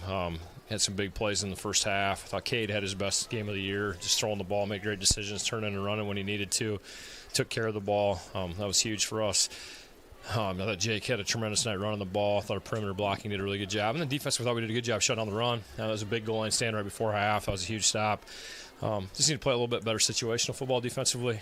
Passing game-wise, we need to adjust and figure out what they're trying to do. And we kind of panicked a little bit defensively and started to try to do other people's jobs and coverage. And to be honest with you, we didn't work a lot of that on this week because we didn't think we'd have to, see. 46 attempts on the passing-wise. But so with that in mind, did they just lay back a little bit on those shorter passes a lot in that fourth quarter? In the second half of the third quarter and fourth quarter? Yeah, we're trying to eat clock and win the football game. And, if they want to march the ball down there 5-10 yards and take time off the clock and get the ball back to our offense and we win, that's fine. We just don't want to give up big explosive pass plays. We need to trigger a little quicker. We're not trying to give up some of those ones we were, but I thought our guys played well, creating the turnovers we did. That's the thing with that, that offense. They got yardage, scored some points, but they also had 3 turnovers. Their last drive, Ham about pick sixes on there, and I thought our guys were playing aggressive to the ball that way. And just really pleased we get to practice again another week, and this team gets to continue to work at getting better and being our best at the end of the season. I think one of the phenomenal things I saw tonight, though, was not only line blocking on the offense, but the perimeter blocking. The outside ends, holding those blocks, keeping the arms in, not getting called for that, and sealing it off so we can get around the outside. Yeah, I thought we played a really clean game offensively. I thought our guys on the perimeter blocked really, really well. That hitch and go was a great throw to Alger there from Cade. I thought had another couple really nice passes. One to Voss in the seam was a great throw and catch. But I thought our blocking was great. I thought we did what we needed to do to put points on the board and score. And need to clean up. We had that one turnover in the second half. We need to take care of that. But, no, really pleased with our team. Glad we got a win, and glad we get to keep practicing. Is it fun when your offensive line can move 6 yards for a quarterback sneak every time? Yeah, that's great. That's great. Yeah. It's fun to watch. Rematch next week with OAB CIG. Just heard that. Maybe not a bad thing to have some of this pass happy nonsense here in the fourth quarter, right? You're going to see them try to throw the ball, right? No, yeah. We'll definitely. This week we'll be definitely doing a lot of different things game plan wise, and get a great opportunity to play a team we played once already this year. A great team, a team that's been in this kind of situation a lot lately, and I'm excited for our guys and excited to get to practice this week and continue to get better. And get to play a home game, correct? Play another home game, so that's great. Everybody loves that as well. Just outstanding crowd here tonight, and congratulations on an outstanding win, Thanks, really appreciate it, you guys. Thanks and a great season so far. It's been a lot of fun. Thank you. Thanks a lot. I want to say thanks to head coach Josh Beloit for joining us here in the post-game show. Always appreciate Coach coming up. And again, Clyde, I just think 10-0. 10-0, right? It's kind of hard to believe, honestly, on some level. I don't know why this season's just gone so fast. It doesn't feel like we're already at 10 games in on the year, but it is so hard to go 10-0 it is. At this point in time. Especially like we talked about in the 2 good districts right up here. Absolutely. And the teams they didn't play a cupcake non-district schedule. You had Spencer in the playoffs in 4A, and Western Christian is still in the playoffs. Still in the playoffs. In 1A. They went on the road all the way over to Applington. That's a perennial solid football program. Applington-Parkersburg is a huge football program. There's a book written about the coach they used to have. Absolutely. May he rest in peace. Yeah. That's solid. And as we end up this broadcast now, we sit and we watch Bodie Higgins right here now walking. A little gimpy on that right ankle, but I think it looks a little better now than what it maybe did earlier in the game. I think the coaches thought that same thing. Hey, there's no sense risking it. We've got the guys that can run ball with Jake Cornwall, Will Ditsworth, Drew Alger. We can push it around the end of Tyler Voss if we need to. Let's not risk it with that one. Absolutely. They were up by 3 scores at that point. And Cade Lunt, like Coach said, had a phenomenal game tonight, I thought. His decision-making was there, along with the ability to run behind that big offensive line. And throwing the ball was pretty good, too. Well, Coach said in the pregame interview tonight that by this point in time of the year, sophomores aren't really sophomores anymore if they've been playing varsity football a year. Well, he showed that tonight. Yep, exactly right. So very good win here for Spirit Lake tonight, 43-21 over Clear Lake, whose season comes to a close at 5-5. Thanks again to Central Bank and Central Insure for sponsoring Explore Okoboji live video this evening. Thanks to Tim for running the video here at KUOO's booth here, the Joey Albert Press Box. We appreciate him. Want to say thanks to Mikey back in the studios and all of our wonderful sports sponsors for 103.9, as always, who are really the folks that keep this on the air. And thanks to you, Clyde, as well. Thank you, JJ. We'll try for 11-0 next week. Let's go for it again next week, right here, same time, same bat station. And the Indians will host Odable Arthur Battle Creek out of Grove next Friday for the Class 2A quarterfinal here at Haferfield. They win this one 43-21. For Clyde Erkey, I'm Jason Jacobs. Good night from Spirit Lake High School.